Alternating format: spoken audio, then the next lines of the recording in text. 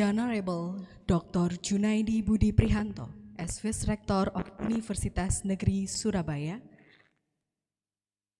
Dr. Agus Wiono, as Vice Dean of Faculty Engineering, the Honorable Mrs. Aris Dwi Indrianti, as Vice Dean of the Honorable, on behalf of Icvee Committee, Dr. Alvin. Excellencies, honorable guests, and gentlemen, Assalamualaikum warahmatullahi wabarakatuh. May peace be upon you. Good morning. First of all, let us pray and praise to Allah Subhanahu wa Ta'ala. Because of His blessing and mercy, we can come together without any obstacle with health condition. We are delighted to welcome to you on International Conference on Vocational Education and Electrical Engineering 2023. Before we come to the main session, let us praying first, so that even that we will hold in this day will run without any obstacle. Pray based on individual brief. Begins.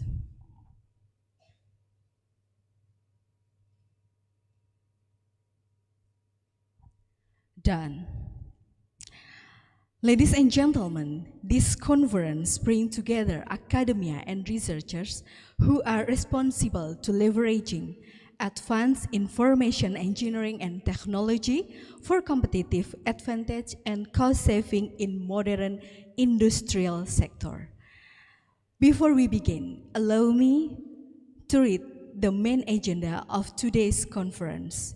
We will begin by addressing report from Dr. Pradini as Icvee Chairman, and then opening speech from Dr. Junaidi as Vice Rector of Universitas Negeri Surabaya, followed by speech from Professor Gamantio Hendrantoro as IEEE Indonesia section, and the last one, we have speech from Dr. Bambang Setia Nugroho as Communication Society from Indonesia chapter.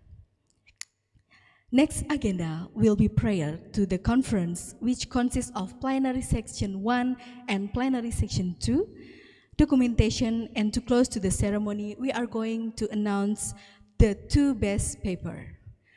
For the plenary session, we have 4 keynote speaker.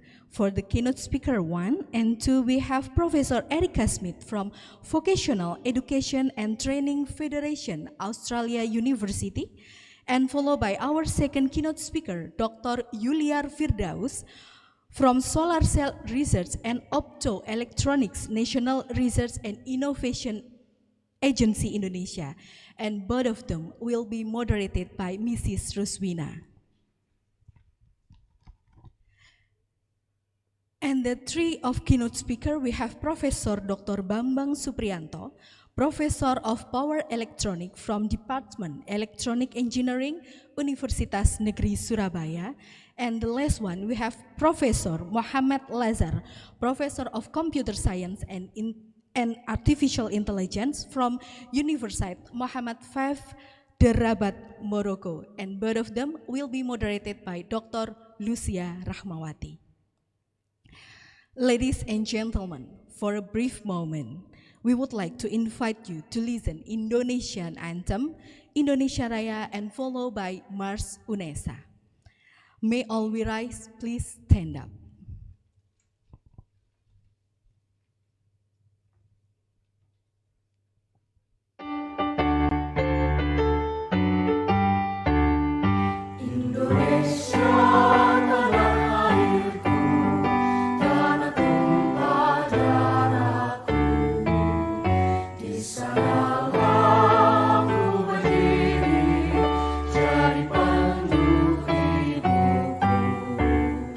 In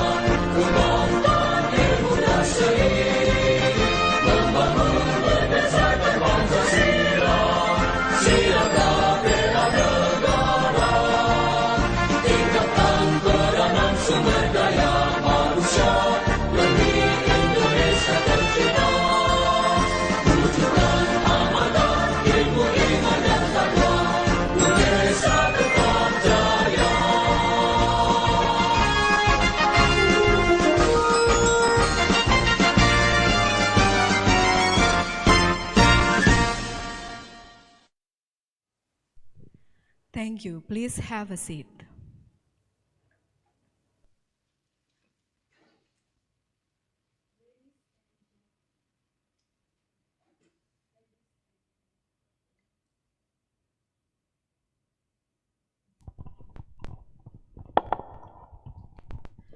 Ladies and gentlemen, let us now begin the conference. As the host of this conference, the chairman will deliver the report to the opening speech. So please to Dr. Pradini, the time and place are yours.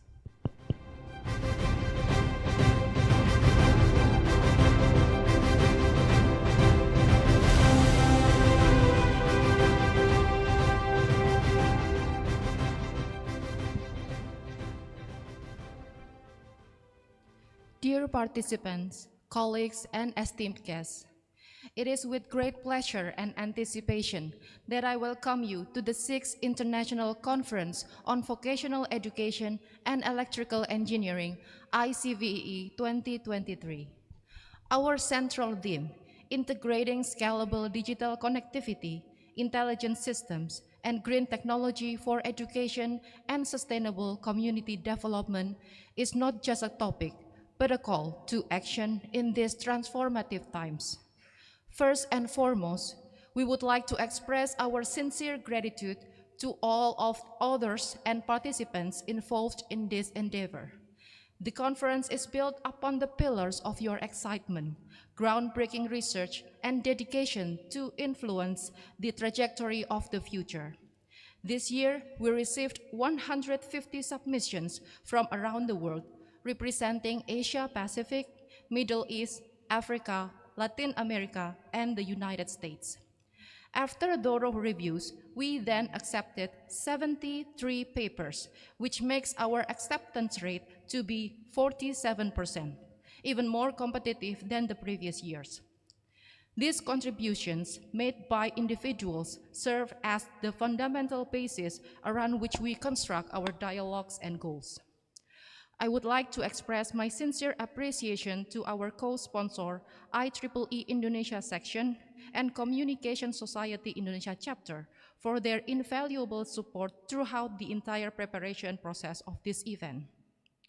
Also, the deepest gratitude to our main sponsor, the Faculty of Engineering State University of Surabaya, and to our TPC and organizing committee, whose unwavering support, meticulous planning, and tireless effort have made this event possible.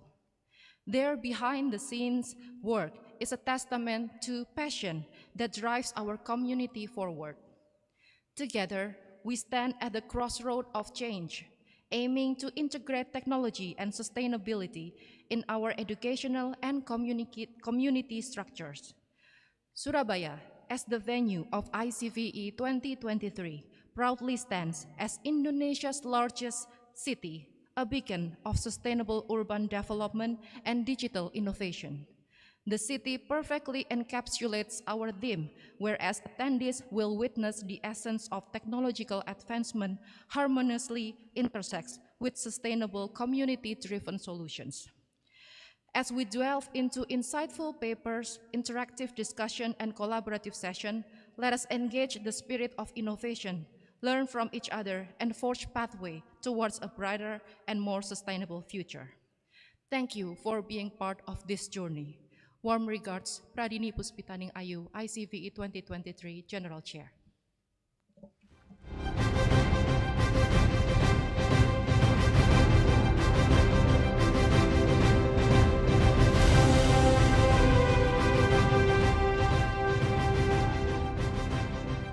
Thank you, Mrs. Pradini. And we are going to the next one. And now we are going to listen to the second welcome speech from Vice Rector of Research, Community Service, Publication, Innovation and Rank of Universitas Negeri Surabaya. Ladies and gentlemen, please welcome Dr. Junaidi Budi Prihanto. To Dr. Junaidi, please welcome. Time and place are yours.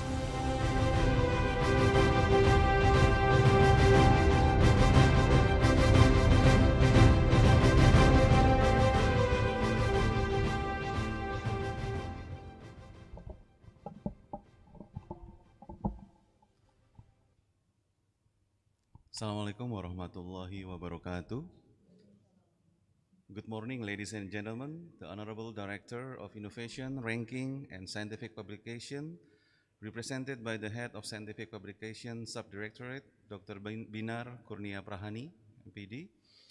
The Honorable Dean of Faculty of Engineering, represented by the Vice Dean, Ms. Aris Dwi Indriani, MCom.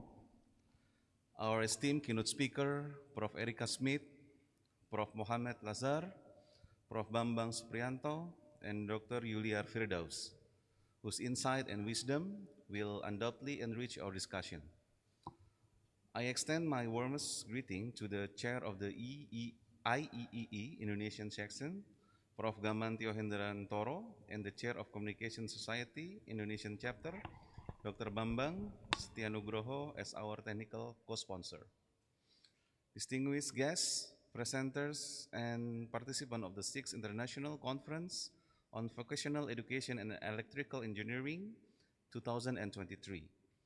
First of all, I would like to welcome all of you to the 6th International Conference on Vocational Education and Electrical Engineering, organized by Faculty of Engineering, Universitas Negeri Surabaya. The theme of this conference is integrating scalable digital connectivity, intelligent systems, and green technology for education and sustainable community development. This conference is a testament to the confluence of academic and technological explorations. It provides a platform for us to collectively navigate the ever-evolving landscape of education and technology. It is a forum that not only seeks to disseminate knowledge, but also to ignite the spark of innovation. Today, as we embark on this journey, let us foster a spirit of collaborations and understanding. Together, we will unravel new innovations and push the boundaries of our collective knowledge in education, engineering, electrical and power system, electronics, information technology, control and instrumentation, and telecommunication. Finally, on the behalf of the Rector of Universitas Negeri Surabaya, I officially declare the 6th International Conference on the Vocational Education and Electrical Engineering is open.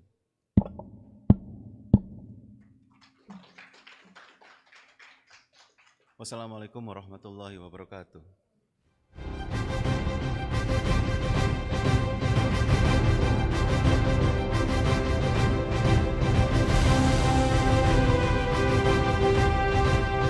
Thank you, Dr. Junaidi.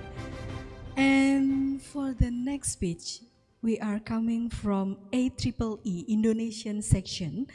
And please welcome Professor Gamantio Hendran Toro.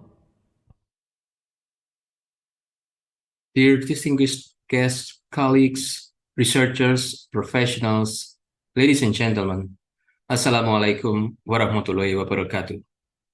Good morning, everyone. A prosperous, warm, and spirited greetings to all of you.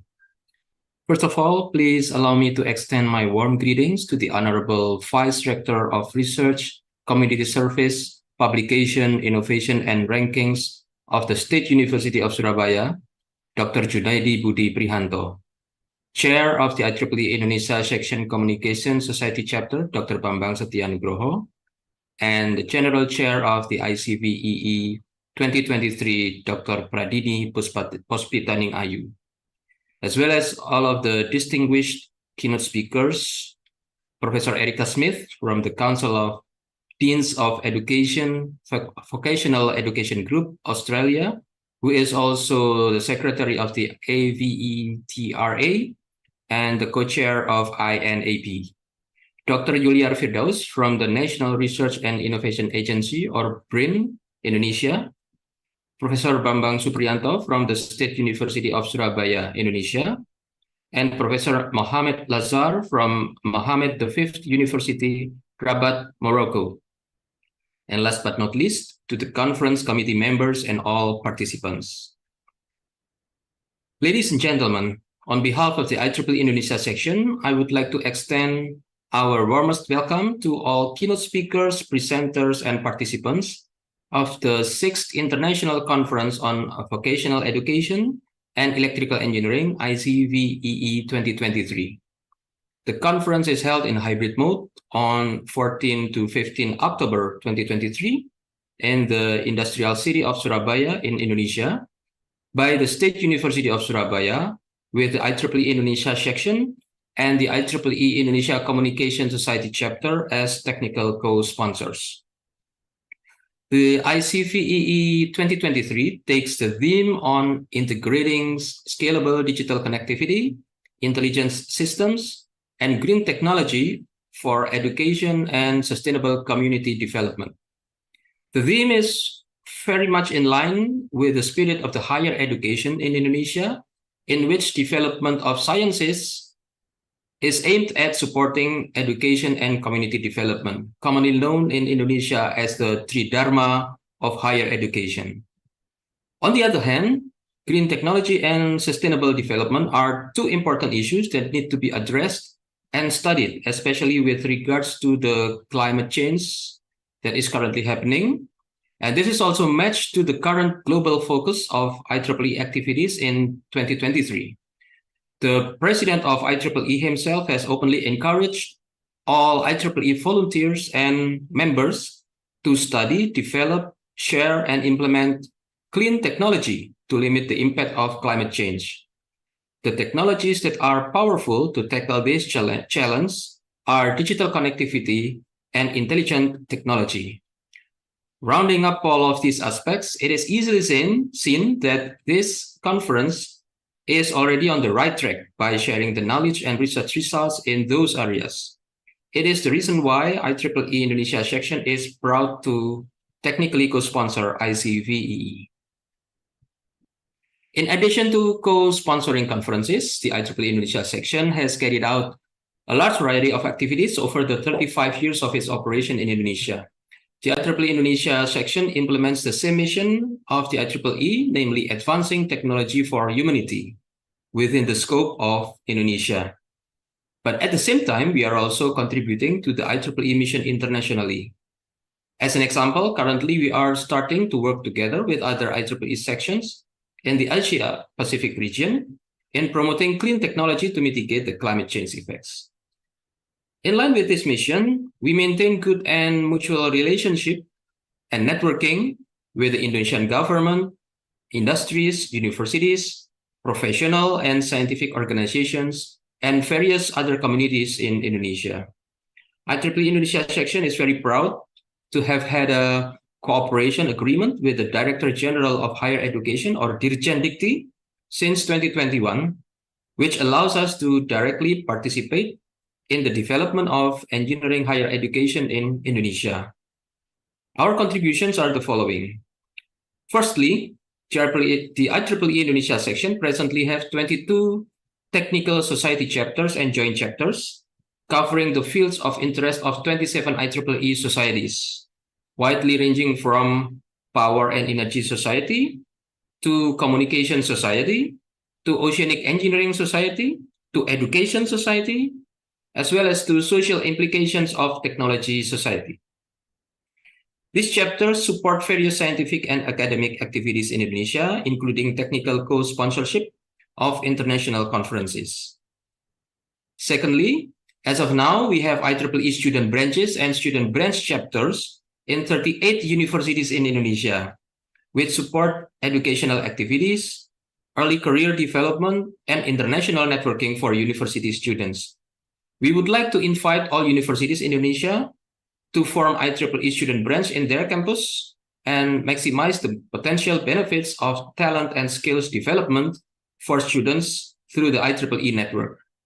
Aside from that, we also hold workshops on STEM, which stands for Science, Technology, Engineering, and Mathematics, for high school students in our attempt to attract the best talents into the fields of science and engineering.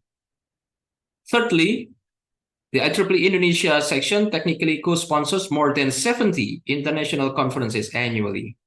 As the co-sponsor of these conferences, we strive to assist the conference organizers to maintain the quality of the papers at the highest level and within the scientific scope of the IEEE. In terms of international publication, as of August 2023, there are nearly 30,000 scientific papers in total, with at least one author coming from Indonesia published in the IEEE Explore, which consists of those published in IEEE conferences and others in IEEE journals. However, out of those 31,000, there are still less than 1,000 papers authored by at least one Indonesian researcher that have been published in IEEE journals. Accordingly, we encourage Indonesian researchers to publish their research works in IEEE journals, which have been widely recognized as high-impact journals. To conclude this remark, we highly appreciate the commitment shown by the organizer of Icvee 2023 to keep the quality of accepted papers at the highest level, focusing only on papers within the scientific scope of the IEEE and the conference itself. We hope that such a strong commitment be sustained through the coming years. Finally, we wish all participants an enjoyable and valuable experience during this conference by sharing your best knowledge in the research area of your interest. Please make Icvee 2023 a memorable event. Thank you and have a good day. Wassalamualaikum warahmatullahi wabarakatuh.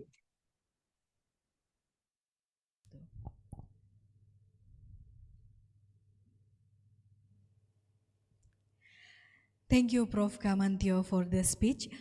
Honorable guests, participants, ladies and gentlemen, last greeting will be delivered by Communication Society Indonesia chapter from Dr. Bambang Setia Nugroho.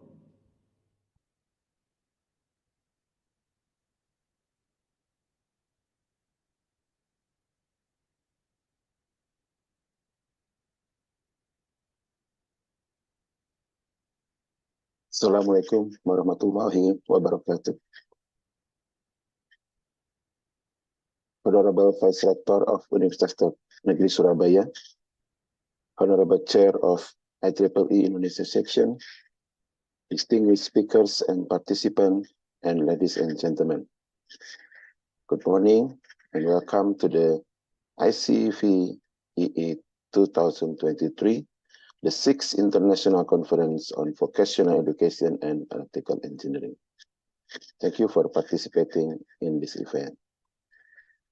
As one of the technical sponsors for the Icvee 2023, IEEE Comstock Indonesia chapter would like to express high appreciation to the Faculty of Engineering, Universitas Negeri Surabaya, for the efforts on organizing this conference.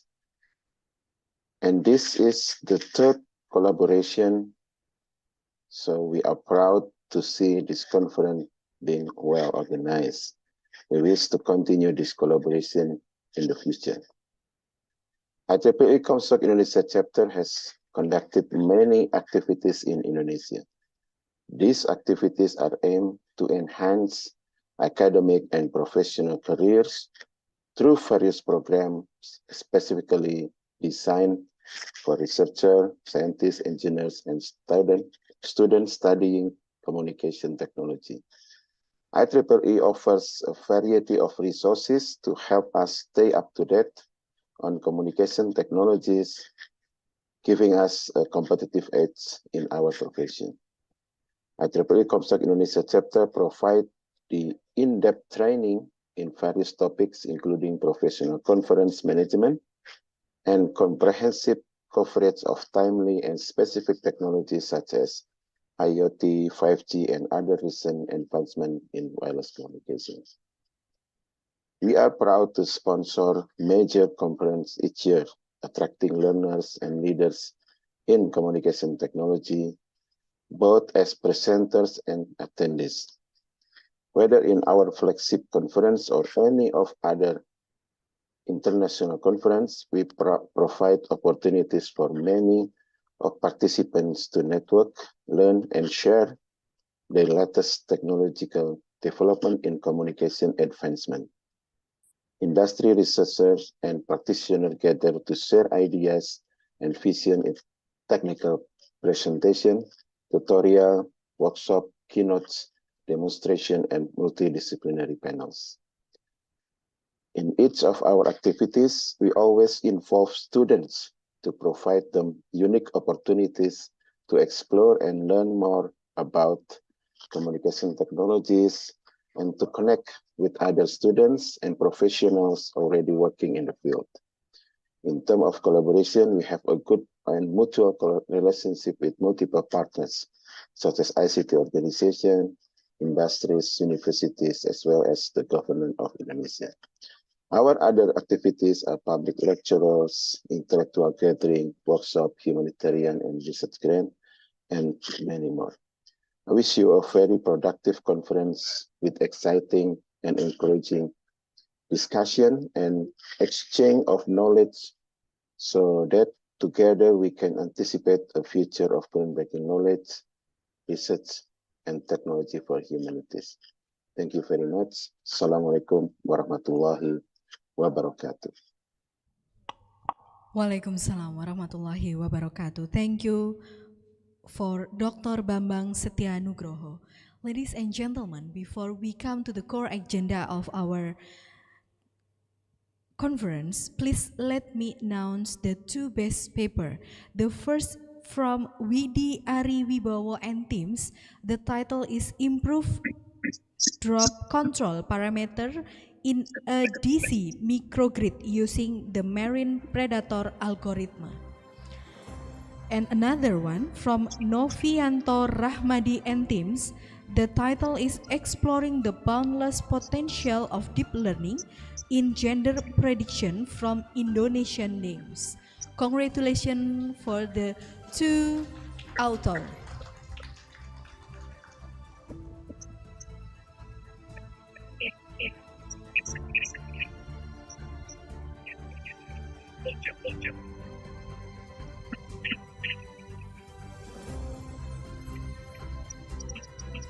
Thank you.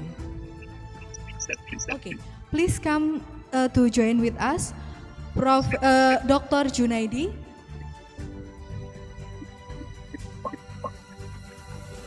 To give the best certificate to our best paper.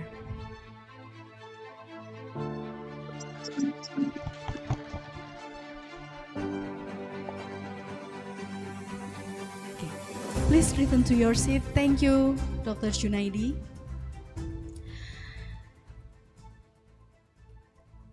Ladies and gentlemen, we have come to the core agenda of our meeting today.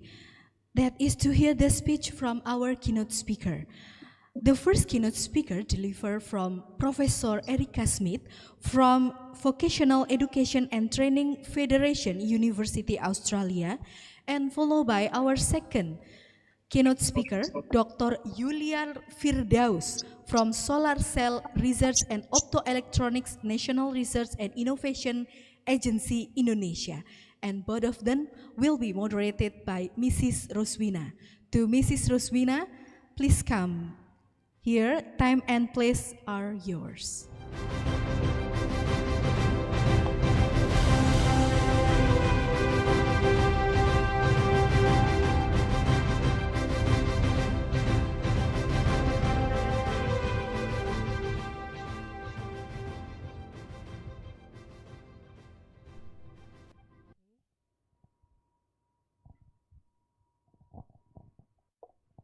Check.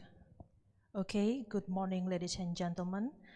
We are now entering the first session of the International Conference of Vocational Education and Engineering, Electrical Engineering. My name is Roswina Dianawati, and I am the moderator for the first two keynote speakers of this session. The first one is Professor Erika Smith and Dr. Yuliar Firdaus. The theme of this conference is integrating scalable digital connectivity, intelligent systems, and green technology for education and sustainable community development. This theme reflects the current issues and challenges that we face in the fields of vocational education and electrical engineering. This conference aims to provide a platform for researchers, educators, practitioners, policymakers, and students to exchange ideas, share experience, and explore solutions for these issues and challenges.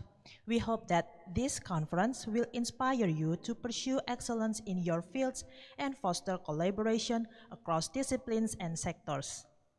Ladies and gentlemen, I'm very honored to be your moderator for this session. We have a very distinguished keynote speaker, Professor Erica Smith, who will share with us her insight on the characteristic of a good vocational teacher. Professor Smith has made substantial contribution to the field of vocational education and training. As known as VET, she has had a distinguished career in the realm of VET and with her contribution significantly impacting various institutions and policy framework both nationally and internationally. Professor Smith was not only managing the university's substantial VET teacher education program, but also leading its VET research group named RAVE, stands for Researching Adult and Vocational Education. Professor Smith's journey in the academic and practical spheres of vocational education began long before, and her trajectory has seen esteemed positions across different institutions.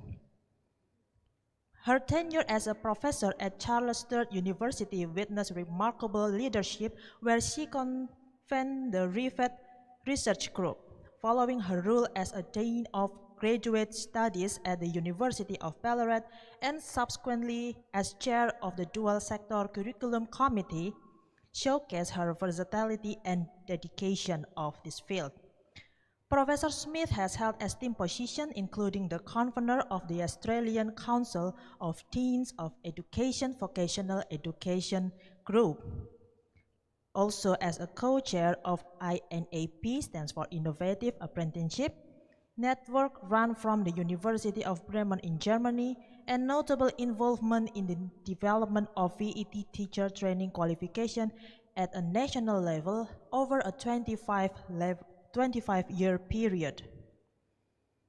With a rich and diverse career path that encompasses roles as a human resource manager in retail and community service industries, as a ATAFE teacher, and manager of a state university skills council, Professor Smith's breadth of practical experience complements her academic achievement impeccably. Currently, she is the ministerial appointment of the advisory board of the National Careers Institute and to the VET Workforce Blueprint Steering Committee, continuing to shape the vocational education landscape. The title of her keynote speech today is Characteristic of a Good Vocational Teacher, Evidence from Australian Research, and in this presentation, she will discuss the findings from her recent studies on what makes a good vocational teacher, how they can be developed and supported, and what challenges they face in the current context. Please join me in welcoming Professor Erica Smith. Good morning, Professor Smith. Good morning. Good morning. I'd like to start by thanking the organisers of the conference for inviting me. I'd like to acknowledge all the distinguished academics, teachers, and other distinguished guests here today. I was really pleased to be invited to speak at an Indonesian conference. I have visited Indonesia a few times, both as an invited speaker at conferences and also more recently undertaking some research work for the International Labour Organisation on apprenticeships. So I've learned a little about the Indonesian vocational education system. I still have a lot to learn, of course. Every vocational education system in the world differs from every other one, as I'm sure many of you know.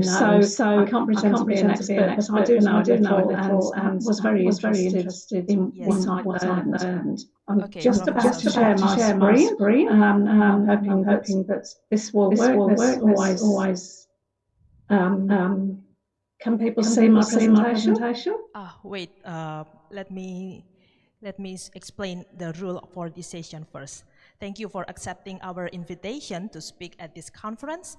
We are looking forward to hearing your presentations. You will have 30 minutes for your presentations, followed by 15 minutes for question and answer sessions. And if you have any assistance with the technical equipment or anything else, please let us know.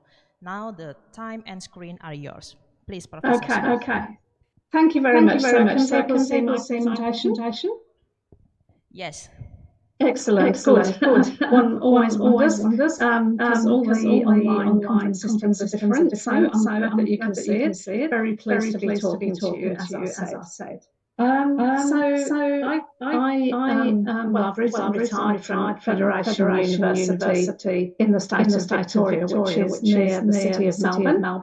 And in actual fact, I often show this slide to international audiences. Federation University started as what was called a School of Mines.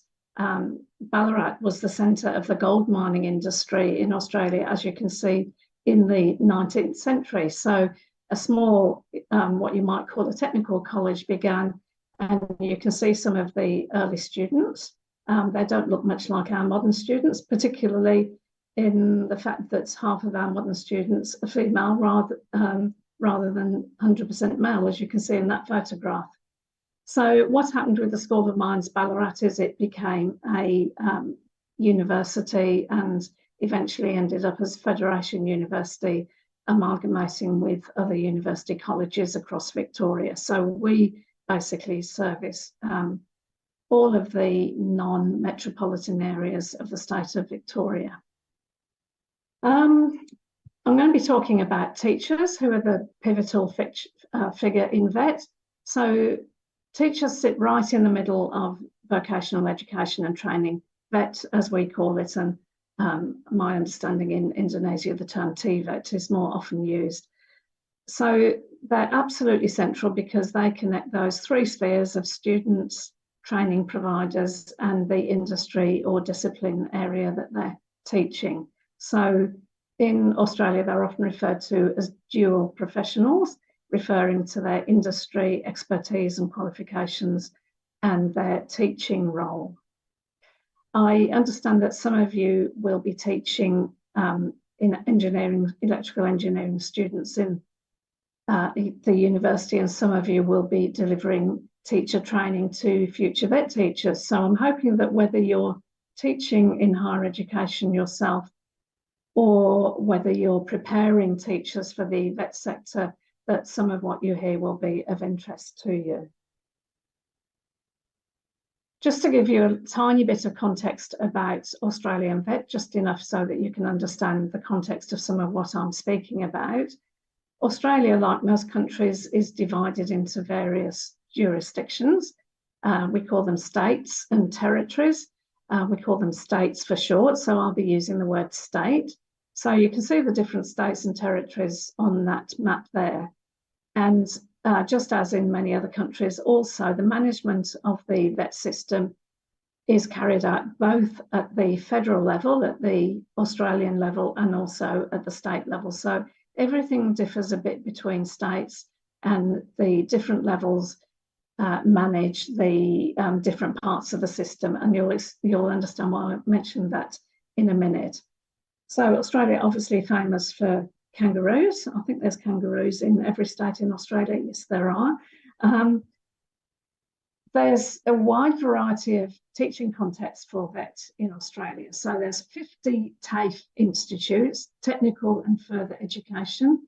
That acronym stands for, that's the public system. It's basically funded by the governments of those states that you saw there using federal money, but channeled through the states. Recently, in some states, some of the institutes have amalgamated, but there's basically still 5 sites of TAFE education. We've also got a large number of private training companies called registered training organisations, also delivering VET and delivering the same qualifications as the public system. They're all very much smaller and often in very niche areas, for example, hospitality or business.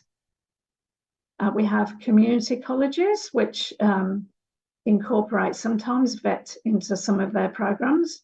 So they're more developing adults locally, often what we call second chance education, but they do deliver some VET programs. We deliver VET in secondary schools, but that's very much a minor activity in Australia. I know that in many countries, most of VET is delivered in secondary schools, but in Australia, there's only a comparatively small amount of VET delivered in secondary schools. So most TAFE and private registered training organisations are delivering to adults, often not very young adults, older adults as well. And then we have 200 what we call enterprise providers who award qualifications to their own workers, and they have to get accreditation to be a registered training organisation. So it's quite a complex landscape. In my work as a teacher at university, I was basically teaching TAFE teachers and a much smaller number of people from private training organisations. In my own career as a TAFE teacher many decades ago, I was working in the public system. Just going to very briefly explain the Australian VET teacher qualification regime. I'm not going to go through this in a lot of detail, and I presume that you'll have access to the presentation afterwards, and you might like, if you're interested, to know a bit more about it. So when I started teaching in TAFE and then as a TAFE teacher educator, full-time TAFE teachers undertook what we called in-service adult education VET pedagogical degrees. So there was no national requirement for it, but most people did that because their state governments, remembering that map I put up earlier, wanted all their TAFE teachers to be educated to degree level. But when a lower level qualification came in, which was actually taught within the VET sector, those requirements in the different states for people to have degrees actually gradually tailed off. And so not many people now are doing higher education qualifications in VET pedagogy. And there's about 6 universities involved. And that's the organisation called Icvee, which I chaired until I retired recently. We're those universities that deliver those teaching qualifications. But all of our students are already VET teachers. So they have their certificate 4 level qualification in order to practice, but they come to us, well, in fact, they're all online, but they attend us to get a higher level qualification, in some cases for a higher pay rate, in other cases just because they want to teach better. And also VET teachers in Australia are required to have industry or discipline qualifications at the same level at which they're teaching. And if you compare that with universities, they require people to have a qualification at least 1 level higher than they are teaching at. So that's the picture of Australian VET teachers to help you understand the background to what I'm going to tell you about what we found about what makes a good VET teacher. Going to use 4 research project sources. I'll be taking most of the evidence from that first one, which was a major project taking place over several years. Going to be taking one aspect from the second project there, and the aspect I'll be discussing in relation to that project is industry engagement of VET practitioners with industry or their discipline area. And then a couple of small examples from projects 3 and 4. So this first project, which was called VET Teachers Qualifications and Quality, was funded by the Australian Research Council. That's our major research funding body in Australia, and also 5 industry partners, and those industry partners were all peak bodies from the VET sector. Actually, there weren't 3 peak bodies and 2 actual providers, which were TAFE institutes. We've got the project website, which you can find at that link. And if you want to read any of the outputs from that project, and also if you want to have a look at things like the survey instruments that we devised, you're very welcome to use them in your own research if you're interested. And I had 3 co-researchers on this project and a number of research assistants. So our research questions, which I won't dwell on, we were basically looking at the difference that vet teachers' levels of qualification made to their teaching approaches, to their work with learners, to their engagement in professional development, and then how did they contribute to improved quality in vet within their organisations and more broadly. We had, as you can see, a lot of people taking part in this project. You can see the numbers there. Again, I won't go through this in detail because of time constraints, but basically I'm taking our data that I'm going to present to you primarily from phases 1 and 2 of the project. In that initial, particularly in phase 1 there, we were looking at what makes a good vet teacher because we wanted to use that as the basis for the survey. And then in phase 2, we administered the survey and asked them about their teaching practices and correlated that with their qualification levels in both industry and pedagogy, i.e. vet teaching and learning. And then we carried on to do more in-depth work through case studies and so on. We made some clear findings about qualifications, which weren't very surprising to us, but very clearly illustrated that teachers with high levels of qualifications were better teachers, dealt better with students, and the higher their qualification level, the better teachers they were, and the cut-off point that made a real difference statistically was at degree level. So that was for the purposes of that project, but for the purposes of this presentation, I'm going on to talk about their teaching practices and what they thought made a good vet teacher. So we undertook focus groups with students and teachers at 4 TAFE institutes and 2 private RTOs, the private registered training organisations. And we really asked them 2 main questions, which have got the bold dot points there. What makes a good vet teacher? And in what way do good vet teachers display professionalism as a teacher? And then underneath what makes a good vet teacher was some prompting questions in case the respondents didn't address these issues, because we really wanted to know about these issues. So all of those sub-points were included. And these were the questions that we asked the students, but we basically asked almost the same questions of the teachers, but with 1 or 2 different questions, specifically focusing on teaching. But in effect, both groups, the students and the teachers, we were asking them what makes a good vet teacher. So what did the students, and there were 40 in all in our focus groups, all agree on? So this may not surprise you, but it may surprise you that the students brought these out as the main attributes of the teachers. So they wanted a teacher who was well organised and prepared, was on time, interesting thing to stress, and seemed to enjoy their job, that the teacher should be relaxed.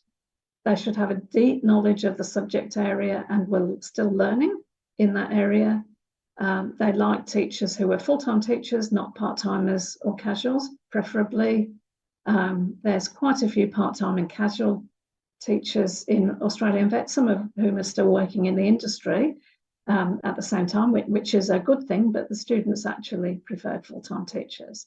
They liked teachers who were good classroom managers and a teacher who was highly qualified. And in terms specifically of teaching and learning, they thought a good vet teacher did the following things. So they wanted the teacher, I'm just picking out a few here again, rather than going through them all, but a teacher who taught, rather than just getting the students to do the work. But on the other hand, also the teacher should engage all the students in learning.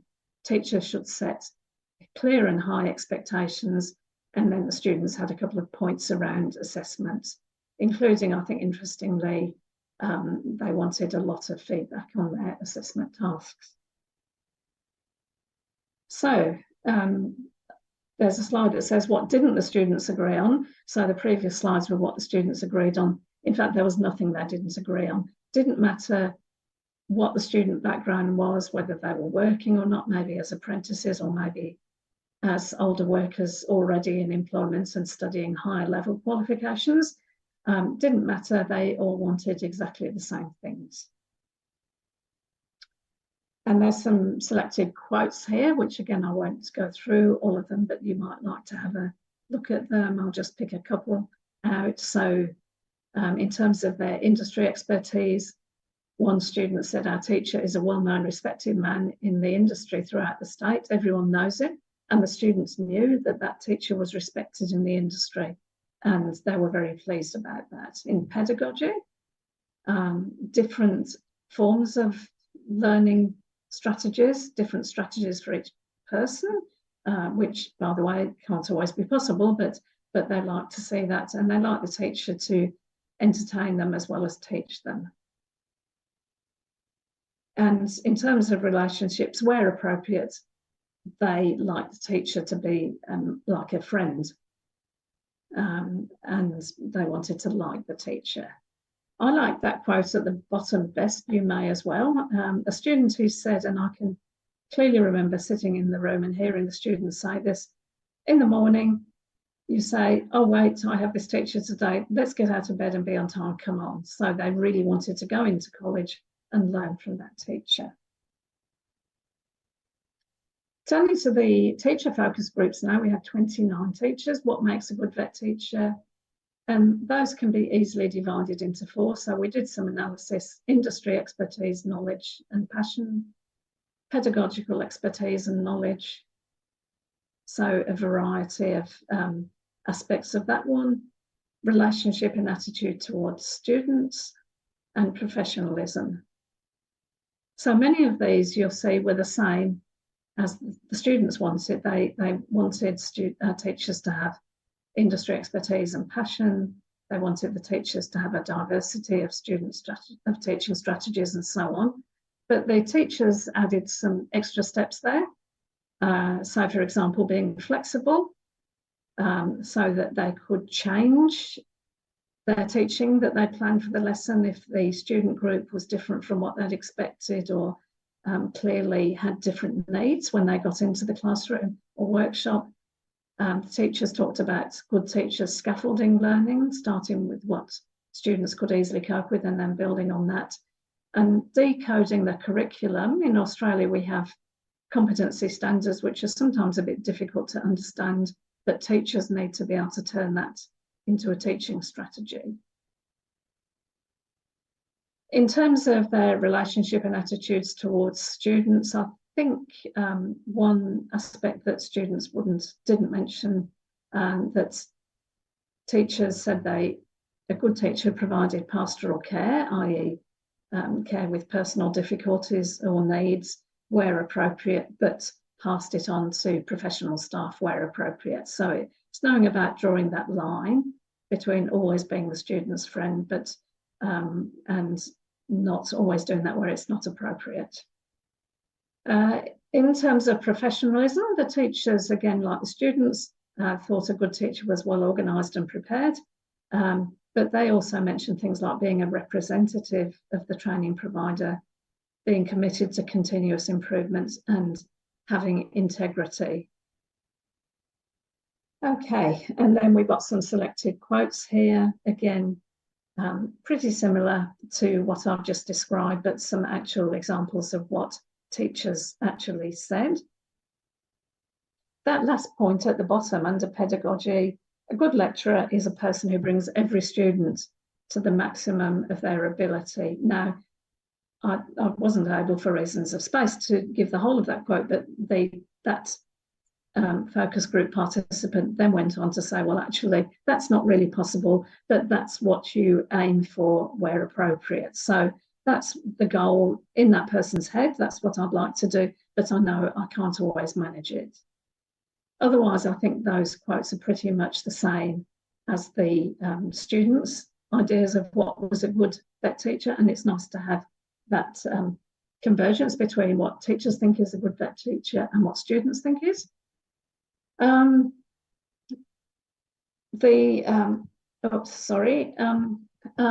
on to the next section now. These are responses from the teacher survey. That was the next phase of the research project. And what I did here was I picked out answers from teachers who were in electrical and engineering disciplines because I knew those would be a particular interest. So these are some ways, for example, so we said, here's something you need to do as a vet teacher, in this case, industry currency, keeping up to date with industry. How do you actually do it? So you can see a couple of responses under industry currency, keeping up to date with innovations and new products and relating that to the qualification that's being delivered. The second person talked about doing extra training to diversify his skills, subscribing to online resources and so on, attending events, engaging with other groups. That's a very active person. And he gives examples of two professional developments he attended in recent times before he filled the survey in. Language literacy and numeracy development is really important in Australian vets. Try and develop those generic skills in students at the same time as teaching their qualifications. And obviously it's more important at the lower level, but also in some cases at the higher level. So the first respondent there was talking about learning the language of the trade. So there's a vocabulary unique to the environment, and the teacher describes how he develops that in the students.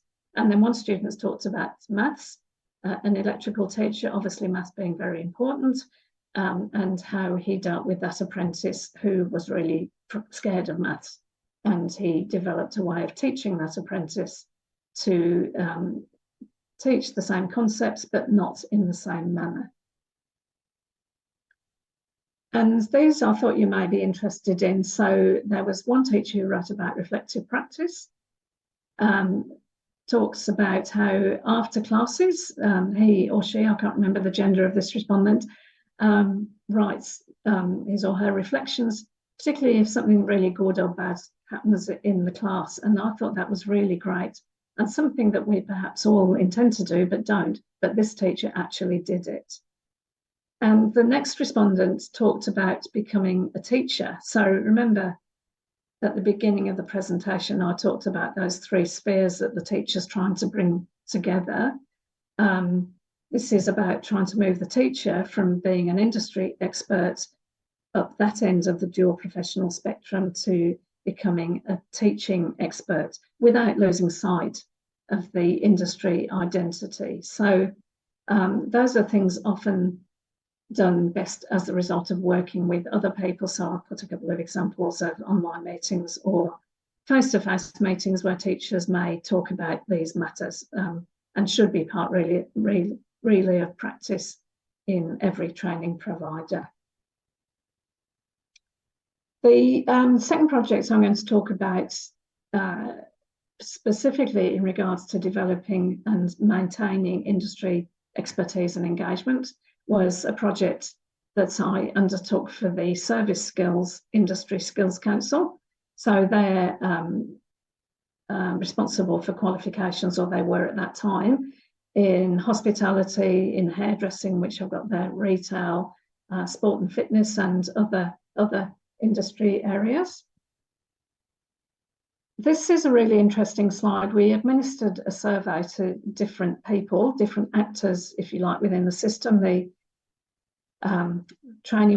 managers in the training provider, the teachers, the students, and then the managers in the industry companies that they partnered with, to try and find out the different importance that was attributed to the teacher's skills in industry versus pedagogy. So it was like a sliding scale. People had to mark where they thought where in their view the importance sat.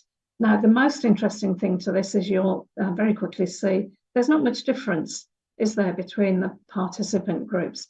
So everybody basically, on average, thought that it was really important for the teachers to have skills and knowledge, and ongoing skills and knowledge in both the industry area they're teaching, their content area, and in pedagogy, in teaching and learning. The students ascribed slightly more importance to pedagogical skills and knowledge. And again, you might expect that, but not a lot more than the others. So there was a lot of consensus in what people wanted of teachers. And the teachers themselves were bang in the middle, interestingly.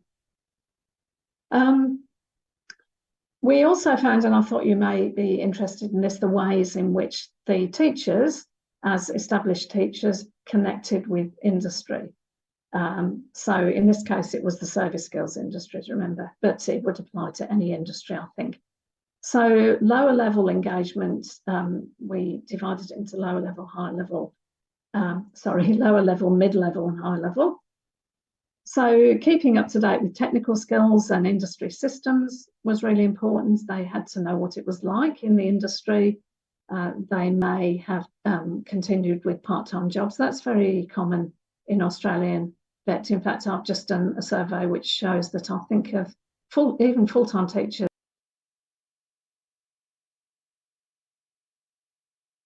There it is. So that's the lower level engagements. Mid-level engagements, much broader. So contributing to shaping the industry through professional organisations, reading industry journals, going to industry conferences, and then getting a picture of the way the industry operates across a range of contexts. So for hospitality, for example, from tiny cafes, which teachers learn that when they're working with employers in different manners, they're learning from their own students, if the students are already working and so on. And then always using opportunities to be observant when entering those different contexts, talking to people, watching what's going on, talking to senior managers where possible. And of course, those vet teachers who were doing this mid-level engagement weren't just talking to their own students about the ways in which the teachers, about the ways in which their own previous workplace operated, or even their own current workplace, but they were telling them about what went on in lots of workplaces in the various industries. And then we have highest level of industry engagement, who are people who are looking at the economy as a whole, rather. And I think, sorry?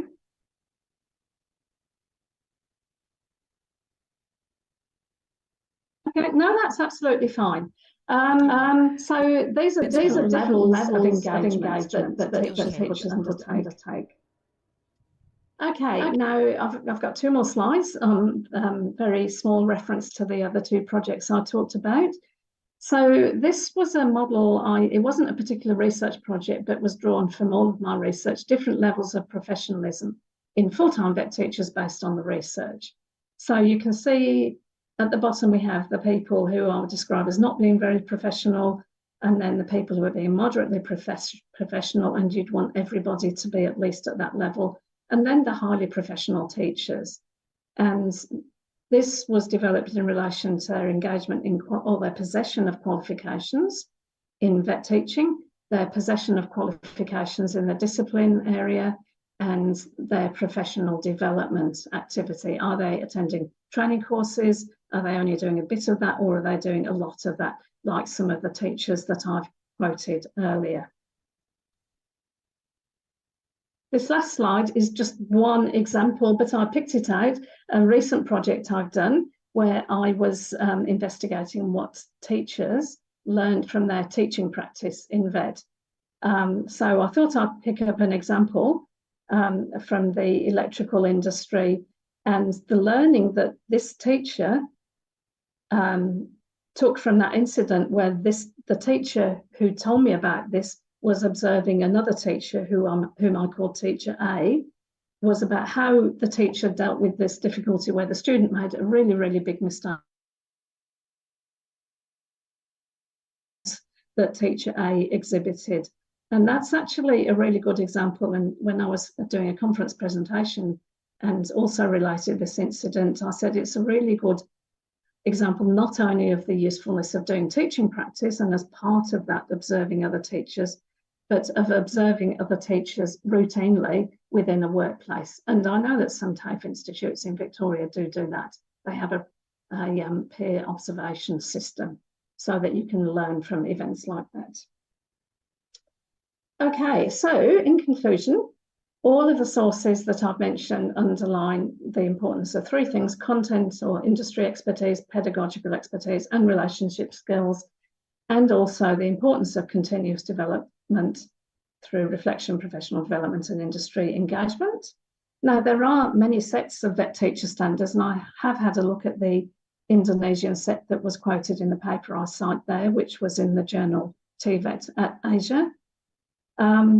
So they more or less align with what I found through my research, but this isn't meant to be a criticism. They're a bit bland. They just really say what teachers do rather than how they do it or bringing life to it. So in my view, when you're researching with teachers and students and with other stakeholders, you're actually bringing life to the standards which are developed by the different government or industry bodies or whoever develops them in the different countries. Okay, so if you would like to contact me, I'd really be pleased to hear from you. So here's my email address. I'm assuming again that you'll be getting this information, my webpage. There's the webpage of Icvee, which is the VET Teacher Educating Universities peak body. Any work I've referred to in my presentation, please contact me for references, and I'd be really pleased to answer any questions that you might have. Thank you. And ladies and gentlemen, we have just heard a very insightful presentation from Professor Erica Smith on the characteristic of a good vocational education teacher based on the evidence of Australian research. We just heard of the 4 projects done by Professor Smith, and I would like to take this opportunity to recap the main points and insight from our distinguished keynote speaker. You have shared with us some of the key findings and recommendations from your study, such as emphasize the pivotal role of vocational education and training in Australia, and also underscoring the necessity of them to forge connection with the industry and students, the evolution of VET teacher qualifications who impact the POV of the students and the teacher, revealing that the higher level of qualifications significantly enhance the quality of teaching. So through various research projects, you delve into the attributes of a good VET teacher from both the teacher and student's perspective. The finding underline the importance of continuous professional development, industry engagement, and a blend of context, expertise, and pedagogical skills, and effective VET teaching. I'm sure we have all learned a lot from you and gained some new perspective on our field. So now I would like to open the question and answer session. We have some time here. If you have a question for Professor Smith, please raise your hand or type it in the chat box. I will select 2 or 3 questions and ask Professor Smith to answer them briefly. Is there any question? Okay, so we have the question there. Mrs. Penny.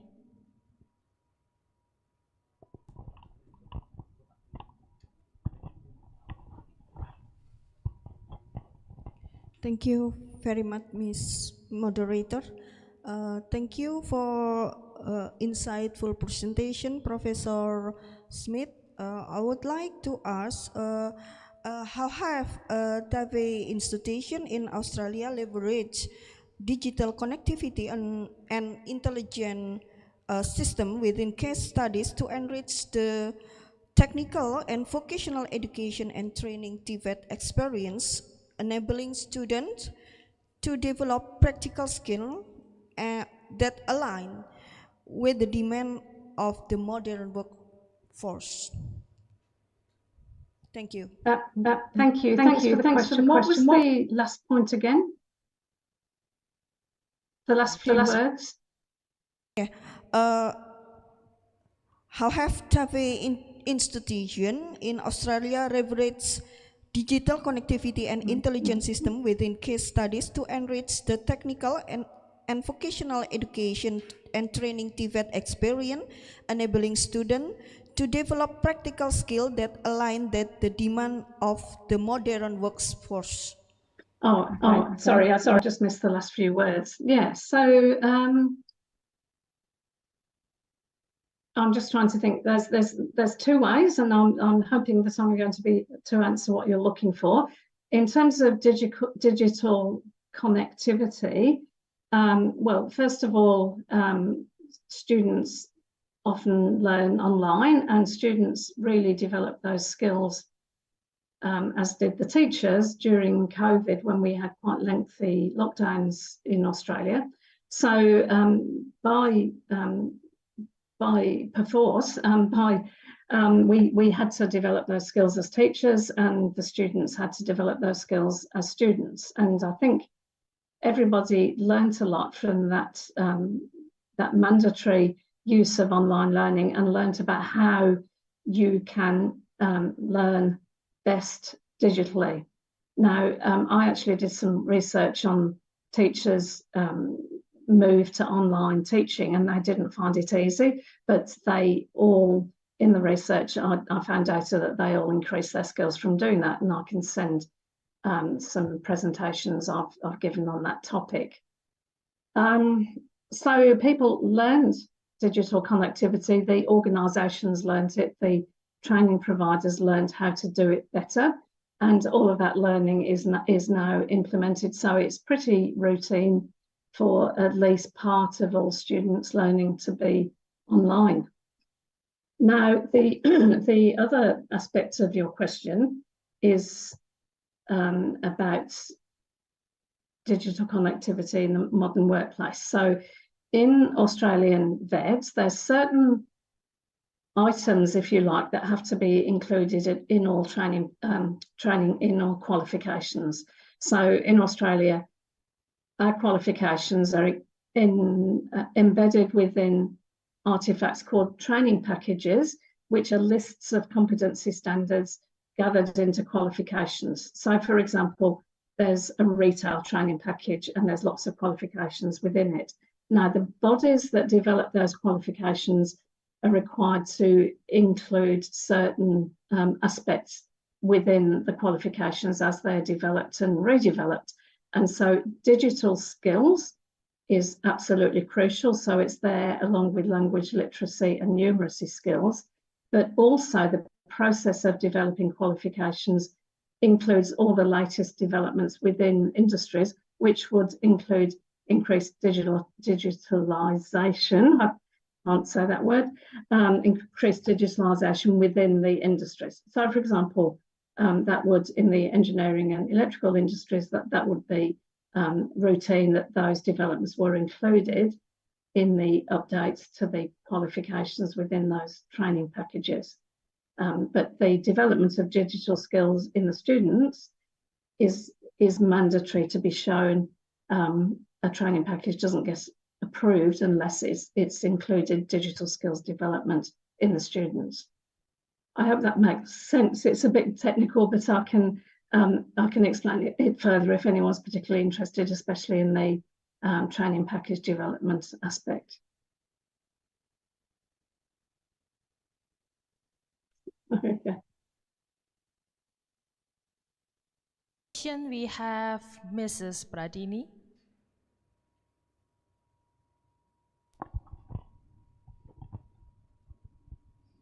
Hello, Professor Smith. I am Pradini. It's very nice to see you here. And Yes, first yes. of all, I would like to thank you for agreeing as our keynote speakers today and for the inspiring speech that you gave. I am interested in one of your slides about industry discipline skills and knowledge versus teaching skills and knowledge. As I seen, there are 4 categories, and those 4 categories are about balance between industry and pedagogy. I'd like you to explain or elaborate about the scale of industry is 1 and then pedagogy is 5, and then why the students enrolled in qualifications is a little bit lean towards the pedagogy instead of the industry. Thank you. That's all of my question. Thank you. So this was a very simple question that was part of the project, and we were basically trying to get, like, if you like, a visual picture of what people thought was more important. So there's a bit of a debate in Australian VET, and I don't know whether it's the same anywhere else. What is more important for teachers to be able to do? Is it more important for them to be able to teach, or is it more important for them to be industry experts? So most of us here, I'm sure, at this conference would say both, absolutely, in VET and also in higher education. But we wanted to find out what the balance was. And I guess, in a sense, our expectation was that, for example, employers would think it was much more important to have industry skills, and that perhaps teachers would think it was much more important to have teaching skills. But in fact, we found that the average over all four groups was almost the same, except that students were thought it was more important for the teachers to have teaching skills. So, I mean, it would be interesting to do a whole research project on that and find out the reasoning behind why people pick them, but we just asked them to pick a point on that scale. My feeling would be that the students, a bit like, that quote I showed earlier that I highlighted in red font, where the student said, I really want to get out of bed and get to college on time because we've got this wonderful teacher today. They really respond well to good pedagogy. And it could be that they almost take for granted that the teachers will have the industry knowledge, but really there was so little difference, as I said, between the average of 2.4 with the employers slightly more at the industry side, but only so slightly it almost doesn't count, and 2.9 for the students. So they're both really important. People have to do both. They have to keep up their knowledge in both areas, and the more sophisticated the methods by which they do that, the better, so that the students benefit and also the consequence employers benefit because they have students who've been better taught. Professor Smith for the brief and complete answer of why we have to balance the pedagogical skills and the industrial skills, and why all the stakeholders and students need to be balanced on both skills and levels. And I would like to thank Professor Smith for the presentations and new perspective. Thank you. Okay, so we have another question from, just wait 1 second.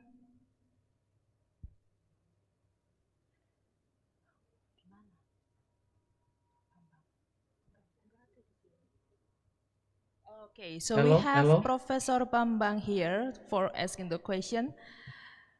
Okay, the time and screen is yours. Thank you, moderator. You can hear my voice? Yes. Yeah. Thank you, Mrs. Erika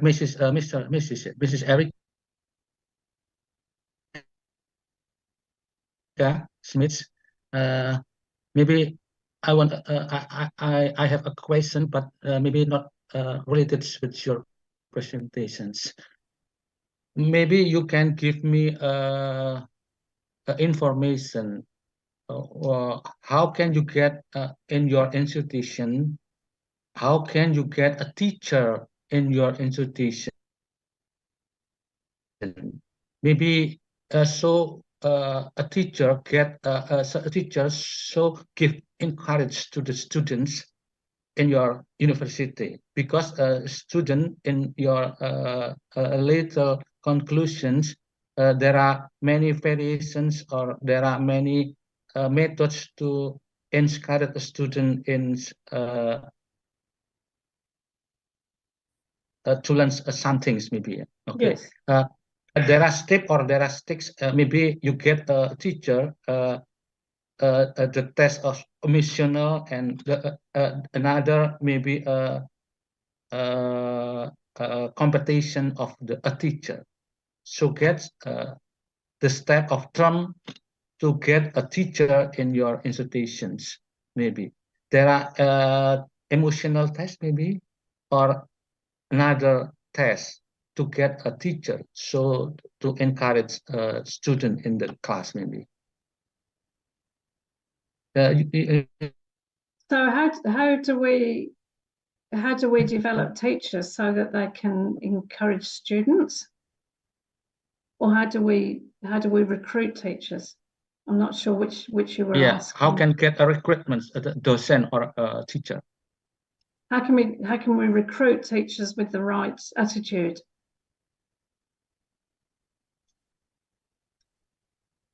How? I'm not sure. Sorry, the sound is breaking up a little bit, so I'm not sure if I understood your question. Is it to do with recruiting teachers, or is it to do with educating teachers?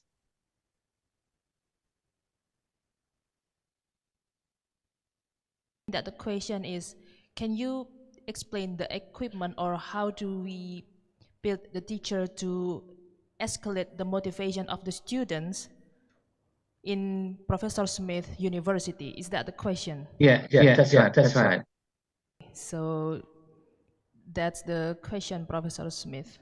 So can you explain how do you equip the teachers wannabe, or the teachers of TAFE to make the students' motivations and willing to learn increase? Okay, thank you. Yeah, Thanks. that's Sorry. right. Yeah, okay, that's great. So I'll respond from the point of view of myself as a teacher educator, so as somebody who teaches vet teachers, or TAFE teachers mainly, but vet teachers. So when we developed our teacher training program,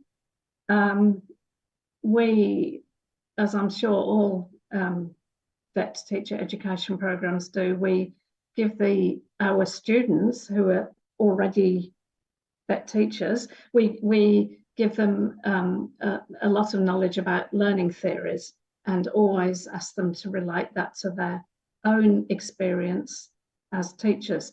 So we might, for example, be talking about motivation theories. We might be talking, I'm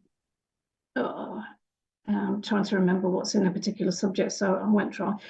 So motivation theories, for example, theories of motivation, how do they help you in your teaching? And the students in the online classes, or sometimes we have face-to-face meetings, they'll discuss ways in which it might help them. And often we might say, well, imagine a difficult situation you had as a teacher. How could these theories, all the different learning theories that we teach them, help the students to become more motivated? How could they help you as a teacher? And so, because they're learning from each other as students in our class, they're hearing all sorts of different stories about problems that teachers might have in their classrooms, or things that work within classrooms. So they're learning not only from the teacher and from the learning materials that we provide them with, and from the textbooks that we give them about teaching, they're learning about lots of different situations and the ways in which the learning theories can help them. So we actually have an assessment task in a particular subject, one of our teaching practice subject, which requires the teachers to write down a difficult situation they've had either as a teacher or a learner, and how learning theories could help them deal with it. And very often, I could show you some quotes from those, but there isn't time. There's students that say, oh, now I understand why that student wasn't learning very quickly, or why the student started to behave badly. I didn't have a conceptual framework before I did my studies at university in teaching. I didn't have a conceptual framework to explain it. So the teachers then go back to their classrooms or their workshops or whatever, and as part again of that practicum subject, they're required to present to their colleagues on what they learned from doing their teaching practice. And so it's sort of extending the learning past the individual teacher. The teacher learns about how to motivate students better and to help them learn better, but they're also extending that to their teacher colleagues. And that's the way that we get the whole workforces through the teachers that are studying with us, the whole workforce is in their departments are learning. So I hope that provides you with one idea at least. Okay, thank you, Mrs. Miss. It's all right, just Erica, it's fine. Erika Smith, thank you. Yeah. Smith for the complete answer of the questions. How should we equip the teacher wannabe to able to motivate and increase the students' willing to learn others than the pedagogical thing and industrial thing. They also need to understand the situation of the class itself and the generation characteristic, and there is so much more than that. So we have to do more research to find the conceptual framework about that. Okay, thank you, Professor Erika Smith, for your valuable contributions of this conference and for sharing your expertise and experience with us. Let's give her a big round of applause. Thank you. Thank you. Okay, so now I would like to give back to Mrs. Paramita, the MC, to accommodate the certificate giving of our keynote speakers. Mrs. Mita, please take over. Okay, thank you, Mrs. Iswina. Thank you, Prof. Erika, for sharing your expertise with us today. We would like to Prof. Erika to stay on the screen because we want to give a keynote certificate. So please welcome to the stage Dr. Junaidi to give the certificate to Professor Erika Smith.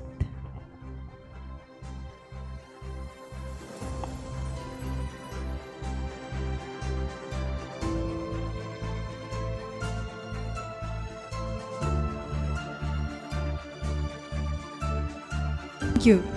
Thank you, Dr. Junaidi. Please return to your seat. And then the second keynote speaker, I will back to you, Mrs. Roswina. Thank you very much, Mrs. Paramita. Now let's move on to the next keynote speaker. Ladies and gentlemen, we are delighted to have with us today our second keynote speaker, Dr. Yulia Firdaus. Yeah, Okay, hello, hello. Hello. Can you hear Hello, my voice? Yes, it's clear.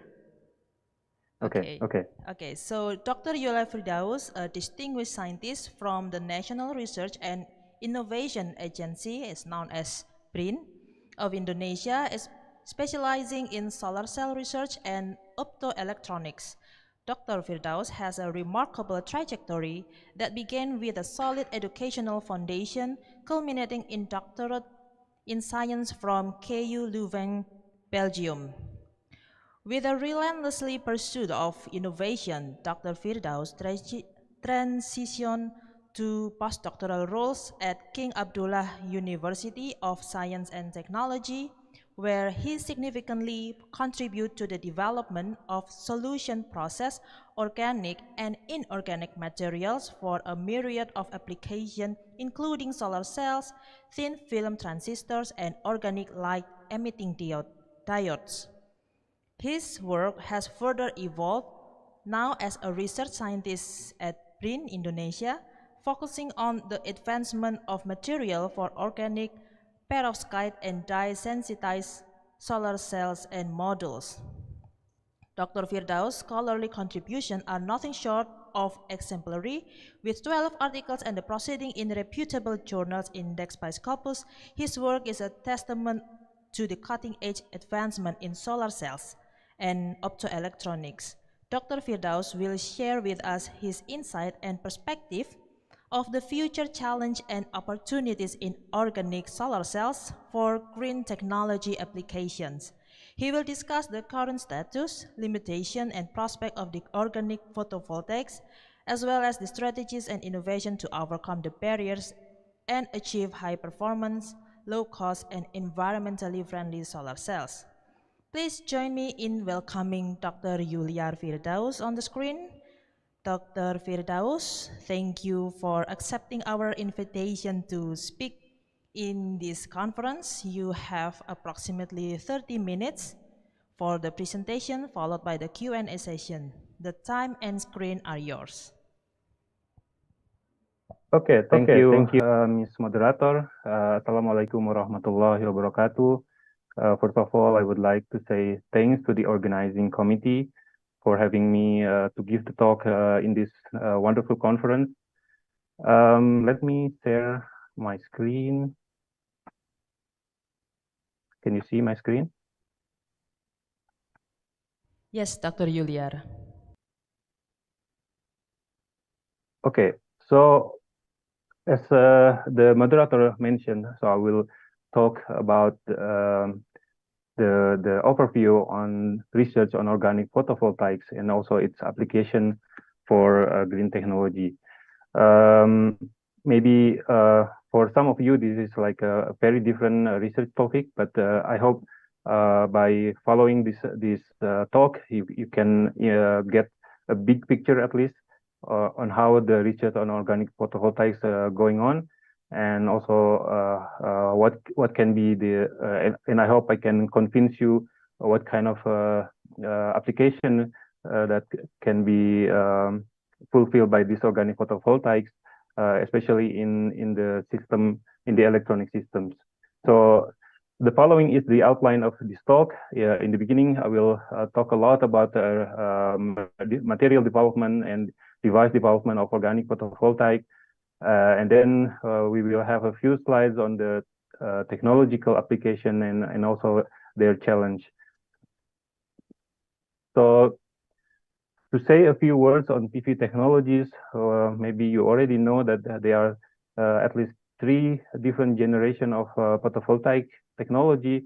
The first one is called the first generation or wafer-based crystalline silicon.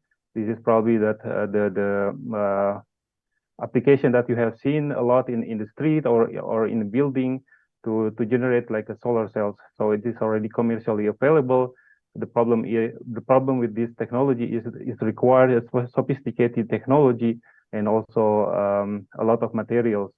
And then there is this second generation to reduce the material used in the first generation. People then develop this called thin film photovoltaic solar cells, such as cadmium telluride, CIGS, or amorphous silicon. Unfortunately, this kind of technology often use very rare materials or toxic materials, and then people also develop the third generation, or we call it the emerging photovoltaic, such as the organic photovoltaic perovskite, which is now the hot topic in the photovoltaic field. And then we know also there is this dye-sensitized solar cell, quantum dot solar cell, and so on. I will talk more about organic photovoltaic, and this is considered as a green technology for several reasons. The first one is that if you look this kind of device structure of organic photovoltaic, so it consists of an anode and then a cathode, and then in between we have this photoactive layer to absorb the light. And this photoactive layer is typically consists of polymer donor and then electron acceptor. And I will talk more about this later, but this is the material that is considered as a renewable and organic materials with low toxicity. And then the second reason is, if you see here, the typical thickness of this active layer is like 100 to 200 nanometer. So compared to the materials used for silicon, which is typically like 500 micrometer, so it is far less resource consumption used in this kind of technology. So that's the second reason. And then the third reason is, so this material can be processed in a solution, so we can have this roll-to-roll or slot die coating deposition. Or we can also adapting the vacuum evaporation, which is the one that is already established in organic LED, where we have this application in our smartphone, for example. So by using this kind of small molecules, we can also deposit this active layer using this large-scale fabrication. And as the thickness of this active layer is quite thin, so we can have also this lightweight and flexible substrate as the substrate for this organic photovoltaic. Also the processing that is not requiring high temperature processing, so we have this lightweight and flexible substrate, and that's why we consider this as the green technology.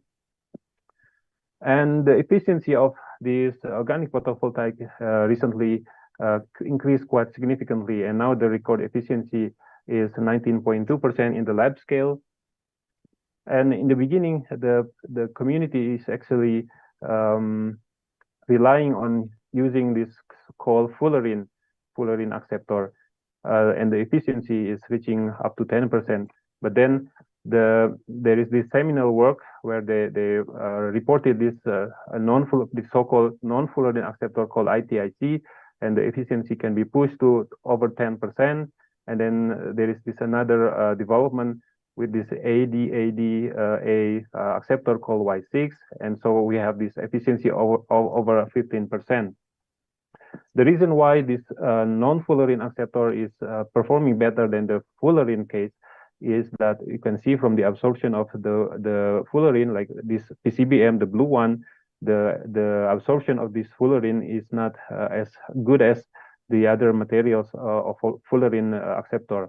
The other explanation is that the fullerene acceptor can also give more complementary absorption compared to the polymer donor that we are using in our device. So I would like to discuss with you our research on OPV, especially during my time in KAUS in Saudi Arabia. Basically, we try to increase the efficiency. So a lot of time we try to increase and break the record of the efficiency. To a certain degree, we also try to improve the stability of the solar cell. And basically, we try to focusing on three different aspects: the photoactive layer, which consists of polymer donor and the acceptor. And then we try to improve by modifying or finding new materials for electron transporting materials, or the whole transporting material is also equally important. So before we go deeper into our discussion on OPV research, maybe I will discuss with you how we typically fabricate our device in the lab. So as you can see here, we start with cleaning our substrate, and then with solution and soap, and then we have this UV ozone treatment also for modifying the work function and also for cleaning. And then here we deposit our electron transport layer, for example here, and then we continue with deposition of active layer. We typically use spin coating, and then we can continue with thermal evaporation of a whole transport layer such as molybdenum oxide, and then we can finalize it with the evaporation of the electrode and encapsulation of the device.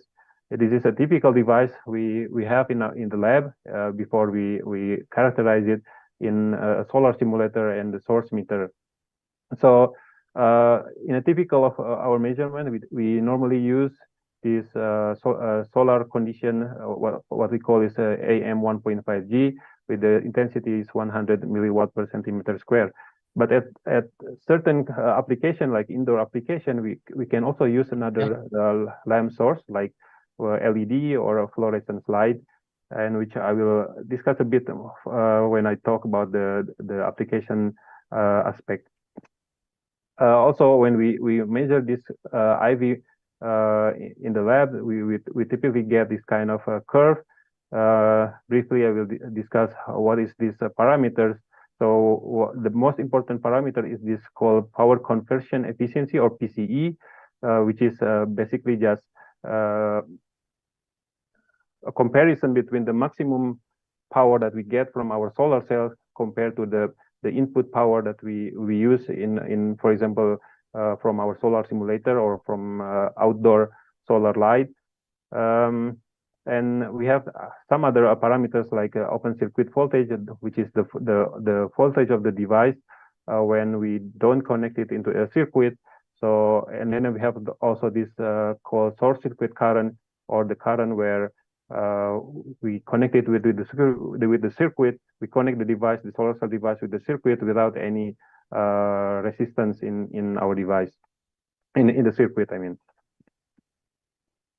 So maybe you wonder how the solar cells work. So this is an illustration on how this organic photovoltaic works. You can imagine that we have this photoactive layer consists of a donor acceptor mixture. So for example, this we have this blue donor and then this red acceptor, and then sandwich between this anode and cathode.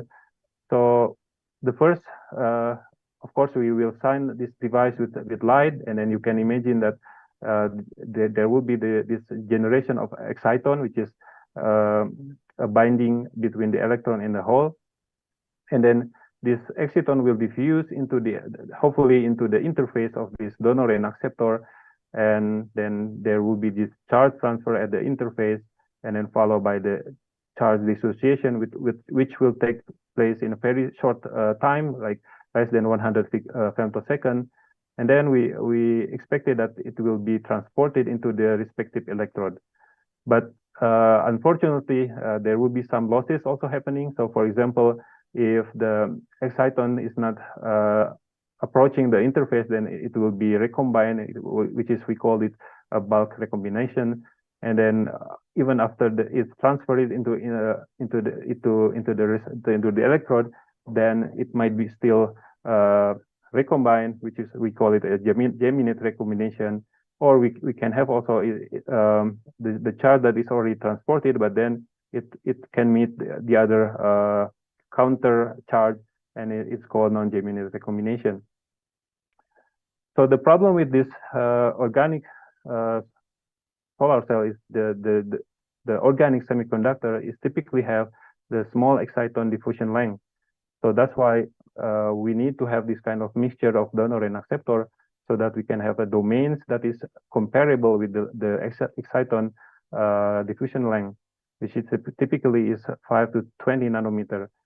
So we actually need to have a larger diffusion length, so that we can enable exciton harvesting over longer distance and avoid bulk recombination. So interestingly,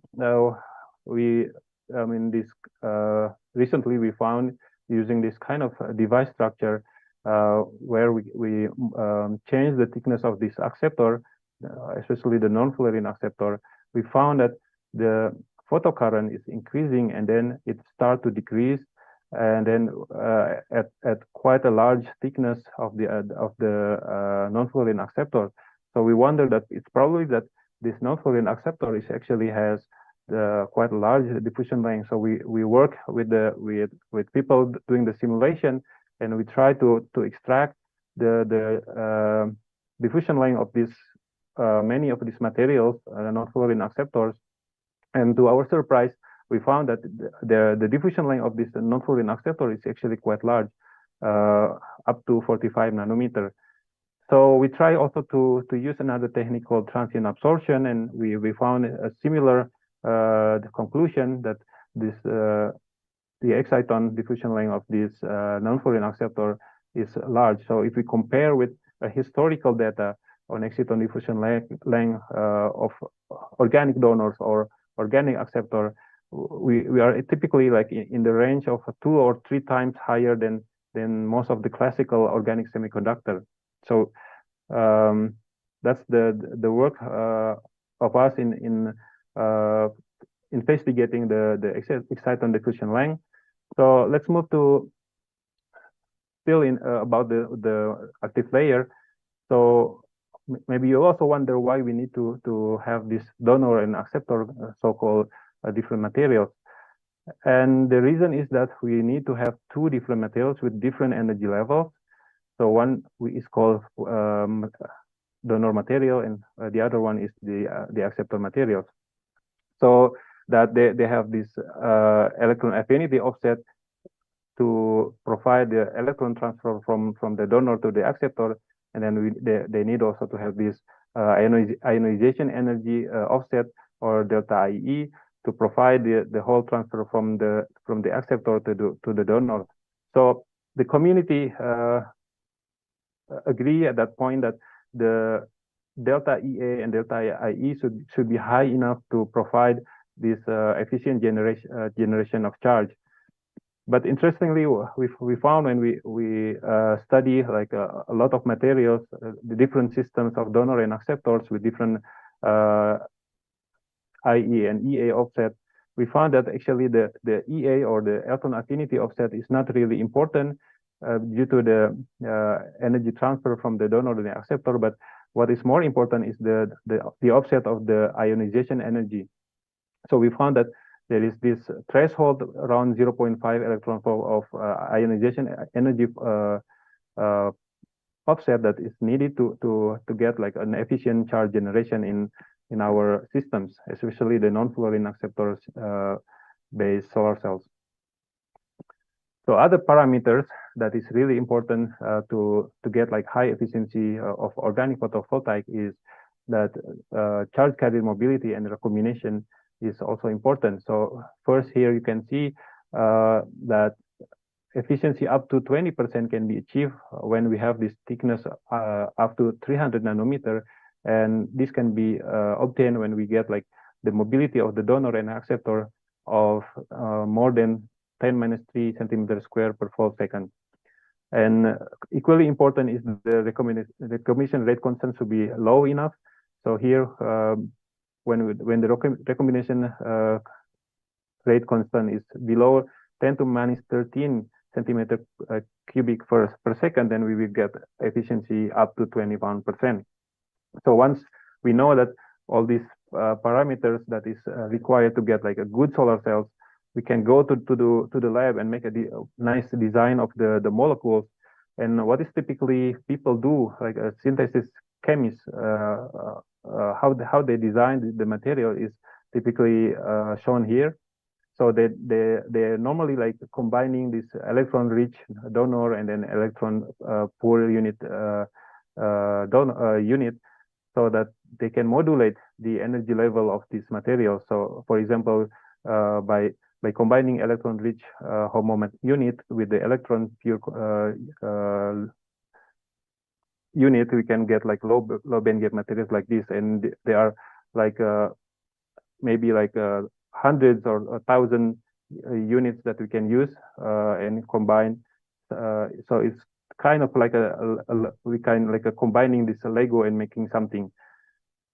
So that's what we did in the beginning when I joined KAUS, and we collaborate with the synthetic chemists to design this kind of new material. So we changed this 5-bridge donor unit to modify this absorption and then energy level and the mobility of these materials, and that's eventually also change the device performance. In this case, we can get like efficiency of over 5%.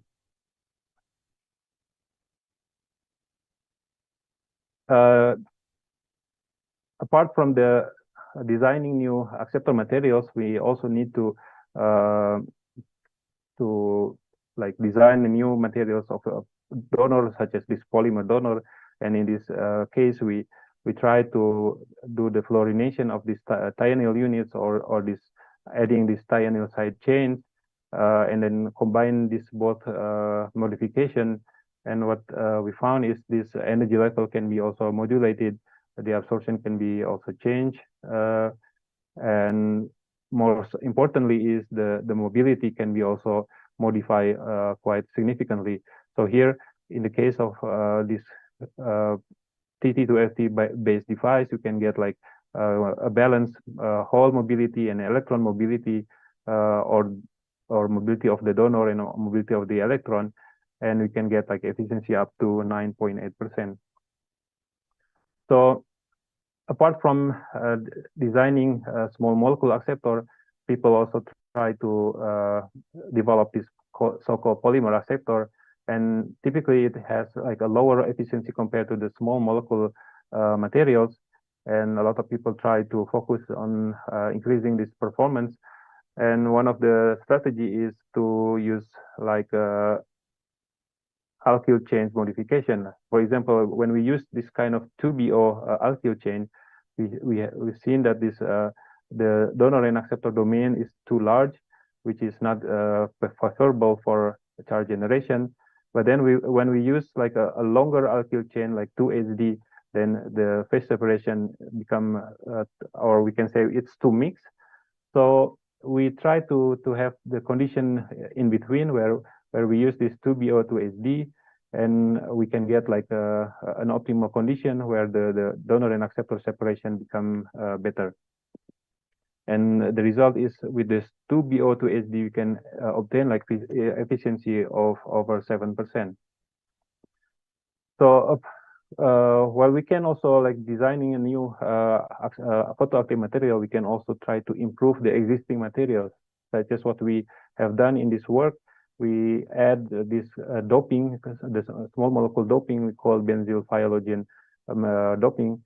And in this case, with this doping, we induce N-type doping into the acceptors materials. And also we observe the increase in the optical absorption of the active layer. And the result is the improvement in the efficiency of our solar cells, which is reproducible in different kind of donor and acceptor systems. Similarly, we also use another molecular dopant, what we call it this diquat, and simply we synthesize this material with this solvent exchange reaction. And as you can see here from the energy landscape of the acceptor is changing. So we have this work function of the acceptor can be decreased so that it's becoming close to the LUMO level of these acceptors. So the result is shown here that the efficiency of up to 18.3% can be achieved, which is at that time was one of the record efficiency in the OPP community. So moving from the photoactive layer modification and development, we also need to pay attention on the electrodes of this organic photovoltaic. So basically, it will determine how the charge is extracted, and also how big is the open circuit voltage of our solar cells. So if we have for example, the anode that is aligned with the HOMO level, and the cathode of the cathode that is aligned with the acceptor LUMO level, then we will have like a maximum open circuit voltage. And that's lead us to the importance of the Hall and electron transport layer, which is typically used to improve the charge extraction by providing this modification of work function, and also it can provide blocking of the unwanted charge. The example of how important is this charge transport layer is shown here. So the device without any charge transport layer performing like more poor compared to other device using this charge transport layer. For example, here without any Hall transport layer, the VOC, the fill factor, the GSE is it's lower than the other device using this molybdenum sulfide, tungsten sulfide, or P.PSS Hall transport layer. As a standard of a Hall transport layer for OPV is this, yeah, yes. Because of our limited time, so please make it briefer and shorter. Okay, thank you very much for your understanding. So we have this Hall transport layer called P.PSS. The problem is this is like a hygroscopic and also acidic, and it might induce this stability issue. So we try to change this with these like 2D materials, and compared to pilot PSS, we can get like a more stable solar cell device, and also with higher efficiency up to 17%. So another material that we have tried is this so-called cell assembled monolayer, which we can use to modify the work function of the anode. And again, we can see this 18% efficiency we can obtain. Similarly, with this electron transport layer, we need to modify it to get like a better performance.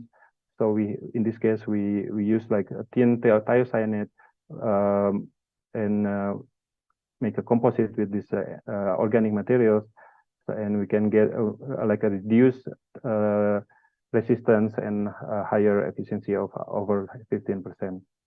So move to the commercialization of OPV. Compared to like a first generation or second generation, which is already like commercially a lot available in the market, I mean, it's still limited to certain niche market, and there are like two main market that is or company that is producing this kind of organic photovoltaic, like Heliatic or ASKA, and they are providing like a trend of products of organic photovoltaic, which is more about the sustainable or eco-friendly products. This is the potential roadmap for OPV commercialization. So basically, we can have this different kind of applications, such as this building integrated photovoltaic, greenhouse, or for vehicle integrated photovoltaic. We see also this like a solar lantern or indoor PV and wearables.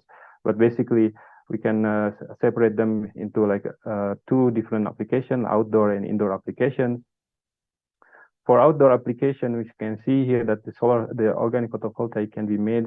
This is the example that we have seen so far, like a solar window facade, and then we have seen this solar shading or solar facade, where people designing this kind of a leaf that can generate electricity. We have seen also this example from Ophius company where they made this skylight made from these solar cells. Especially the organic photovoltaic. So for product feature development, we can see the kind of analysis to get like a good products of this organic photovoltaics. So there are three like categories, which is the must be, one dimensional, and the lighters. The must be is like the minimum requirement that we can have in our products, such as the lightweight, the light stability, thermal stability. And then there is one-dimensional category where we can like improve the customer value by improving this certain aspect like low reflection, angle independent, efficiency, and so on. But we can also like giving like an unexpected in a positive way. This called like this category is the lighter, so we can have this high satisfaction from the customer when we have this color engineering efficiency from both sides, or easy integration, and so on. The second application is the indoor application. So we have we will see also this talk in the last talk about Internet of Things. So this is like becoming a new trend in the research development, especially in the electronic aspect.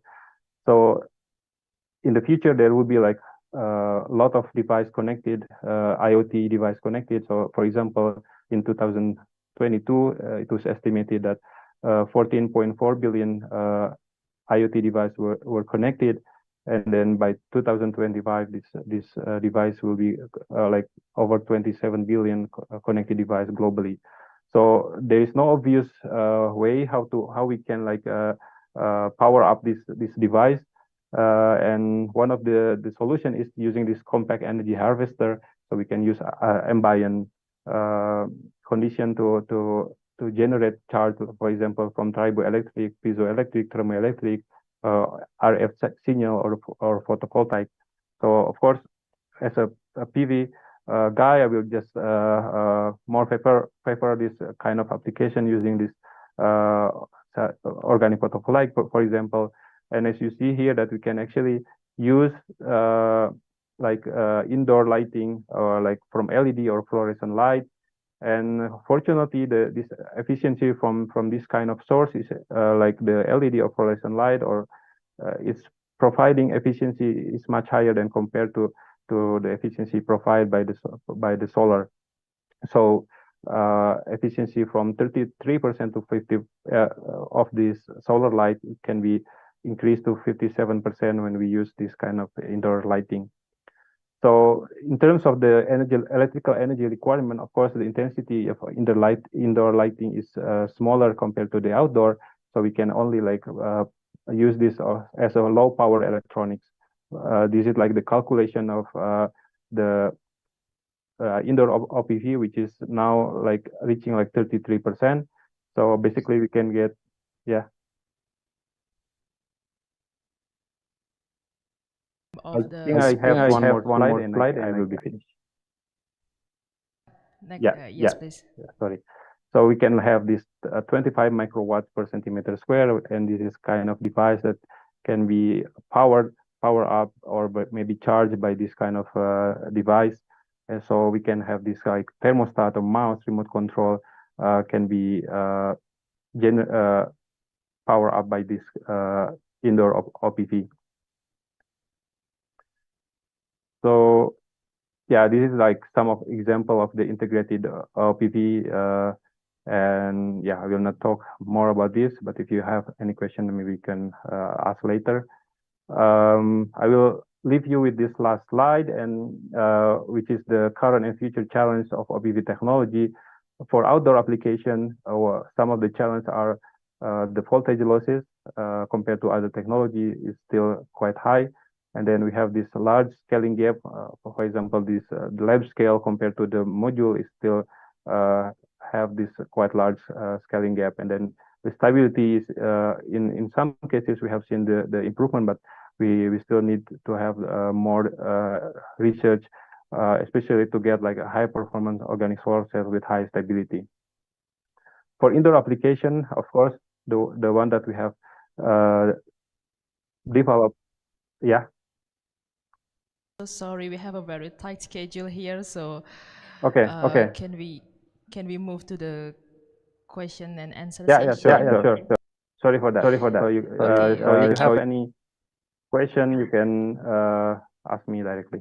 Thank you so much for your presentation and understanding, Dr. Firdaus.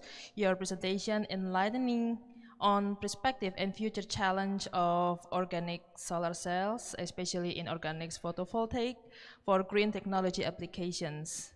Now, let's take a moment to reflect on the key message and insight delivered by our respected keynote speakers. We have learned a lot from your expertise and research in this field, and we know that you have done so many research and publications regarding this topic, especially on organic photovoltaic to finding the highest PCE rate. And in this presentation, you give the potential solution on organic solar cells, limitations, and also giving us some valuable insights and recommendation on how to improve the research in this particular thing. We appreciate your time and effort in sharing your knowledge with us. And now let's move to the question and answer sessions. We open the floor for the questions from the participants online and offline. If you have a question, please raise your hand and type in the chat box. We will try to accommodate 2 or 3 questions. Please wait for the mic for the confirmation before you ask the questions. Okay, so we have two participants to ask. Please.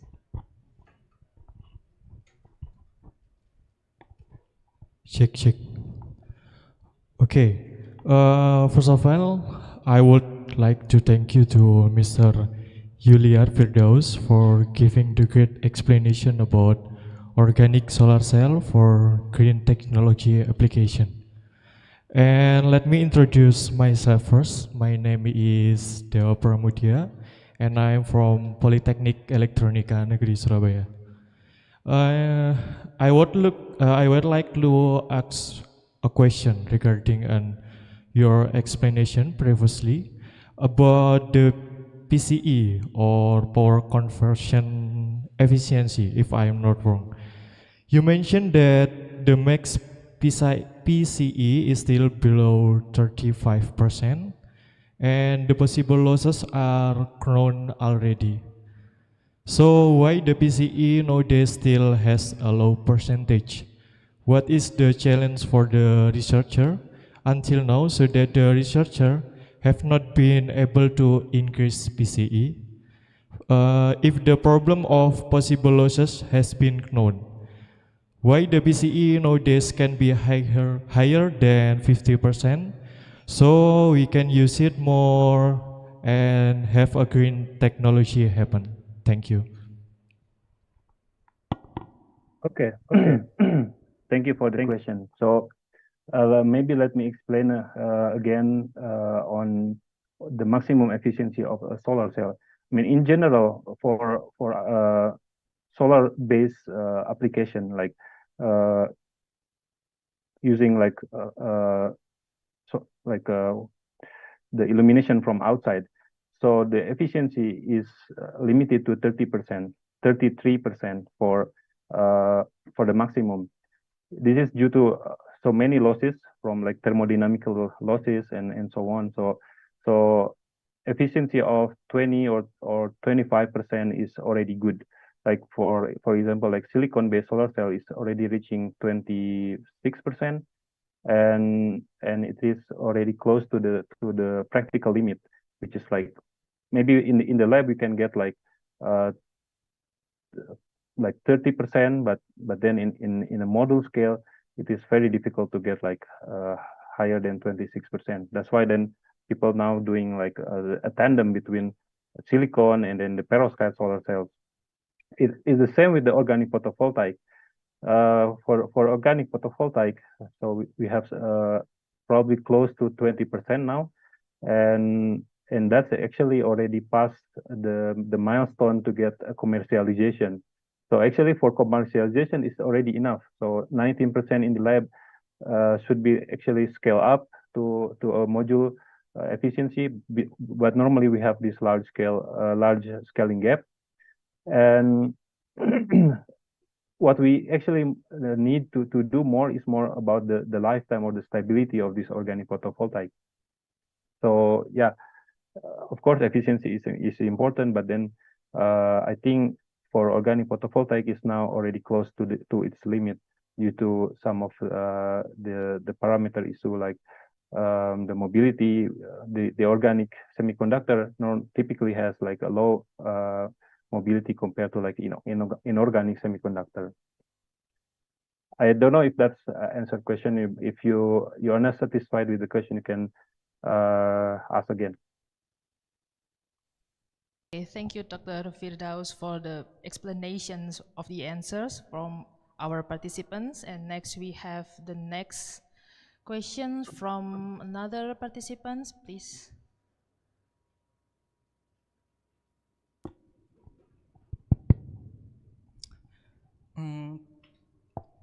Thank you, Dr. Yulia Firdaus, for the outstanding speech. My name is Muhammad Bagus Fikril Alan. First, I would like to ask perhaps a basic question. We just start research actually in microgrid monitoring. We observed that in conventional PV, the temperature affect the output voltage. Does it behave the same for OPV? And what necessary maintain for the OPV? Thank you. Maybe I need to ask you, is the microgrid you do it like outside of with using like light like sun illumination? So you're trying to harvest the solar panels, right? Pardon. Or maybe you can repeat your question.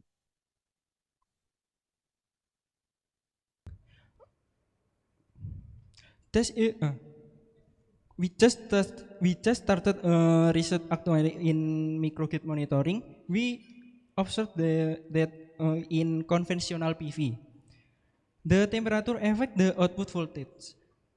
Does it behave the same for OPV? and what necessary maintain for the OPV. Okay. Okay. So yeah, I mean, for microgrids, I think it's better maybe you use a conventional PV, as you said.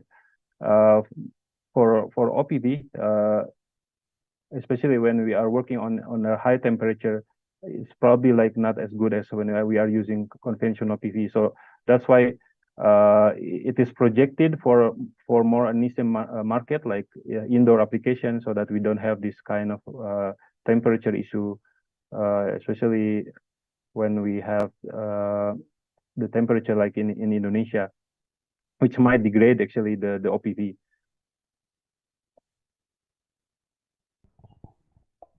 Okay, thank you, Dr. Yuliar, for the explanation regarding the using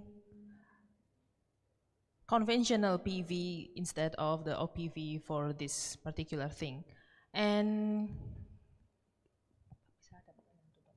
okay, so we very appreciate your time and effort in sharing your knowledge and research with us.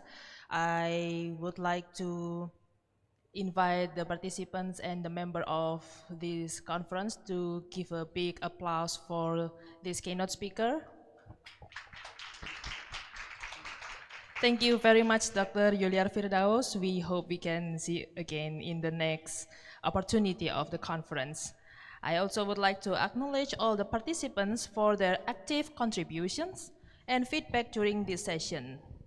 Now I would like to give back to MC Mrs. Paramita to accommodate the certificate giving of our keynote speaker. Mrs. Mita, over to you. Okay, thank you, Mrs. Roswina. Thank you for Dr. Yuliar Firdaus for your speech today. It's very great. And we would like to Dr. Yuliar to stay on screen because we want to present the keynote speaker. And please welcome to the stage Dr. Agus. Ngapunten, Prof. Agus to give the certificates to Mr. Dr. Yuliar Firdaus.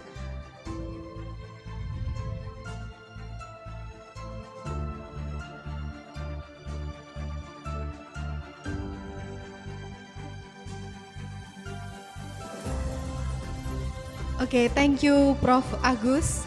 Please return to your seat. And then, actually, we have a break time, but I see all of you just enjoy the snacks. So we just come to the next parallel session. For the third and the fourth, or the last, Okay, for the third and our last keynote speaker, and then the third keynote speaker, we have Professor Dr. Bambang Supriyanto, Professor of Electronic Engineering from Department Electronic Universitas Negeri Surabaya, and followed by the last keynote speaker, Professor Muhammad Lazar for Computer Science and Artificial Intelligence, University 5 Derabat, Morocco. This keynote speaker will be moderated by Dr. Lucia Rahmawati. Dr. Lucia Rahmawati, okay, time and place are yours.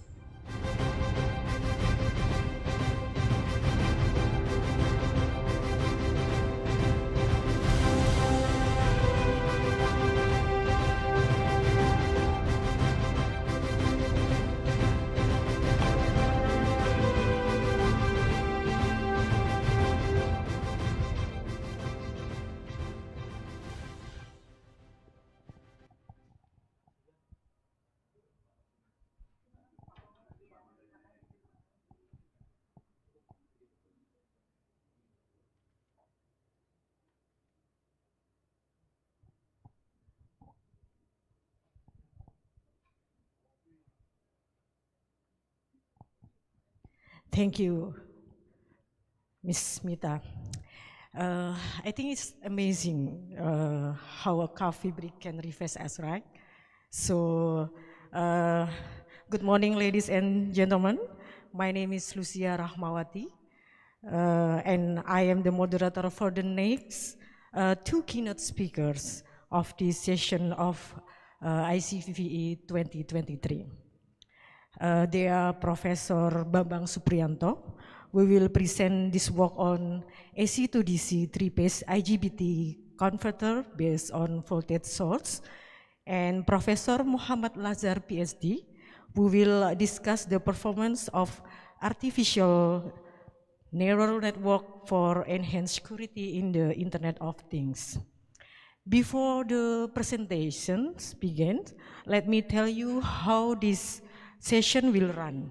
Firstly, its keynote speakers will present the material for about 30 minutes. Following that, we will have a question and answer session for approximately 15 minutes.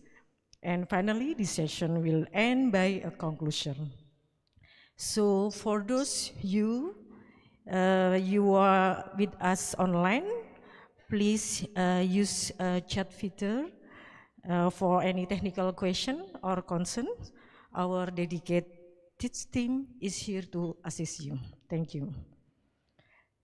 We are now entering the first session, the third session of our conference, and I am honored to introduce our next keynote speaker, Professor Bambang Supriyanto, MT. He is a distinguished academic and head of the Instrumentation and Electrical Measurement Laboratory at the Department of Electrical Engineering, Universitas Negeri Surabaya. Professor Bambang Supriyanto is highly revered in the realm of electrical engineering, with a particular focus on power electronics. His uni of academic excellence commenced at Universitas Negeri Surabaya for his undergraduate studies in electrical engineering. His quest for deeper knowledge propelled in him to pursue further studies, attaining a master's degree and doctoral degree from Institut Teknologi 10 November Surabaya, Indonesia. His master thesis and dissertation revolved around the performance and current distribution on non-identical parallel DC to DC converters, showcasing early sign of a promising scholarly career. Professor Bambang expertise is not confined to theoretical knowledge but extend to practical application, illustrated through his extensive research portfolio. His indelible mark on the academic community is further evidence through his significant contribution to curriculum development and student mentorship at Universitas Negeri Surabaya. Under his guidance, the Instrumentation and Electrical Measurement Laboratory has thrived as a hub of innovation and learning in Department of Electrical Engineering. Today, Prof. Bambang will share with us his insight on one of these latest research topics, AC to DC three-phase IGBT converter based on voltage source. This topic is very relevant and important for the development of power electronics application in various fields. I am sure we will be all have this benefit from this presentation and learn a lot from his expertise. Please join me welcoming Professor Bambang Supriyanto on the screen. Hello, Prof. Hello. Hello. Good morning. Good morning. Good morning. Can you hear? Thank you. Thank you. Okay, Prof. Bambang, you have 30 minutes for your presentation. The screen and time are yours. Okay, maybe you can help me to share my presentations. Because from here, a very low signal. Hello?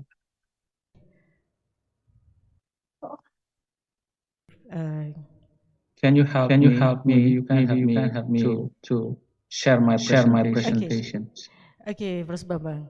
So maybe this just for the team, okay? Okay. Okay, wait a minute, Prof. Okay, I read.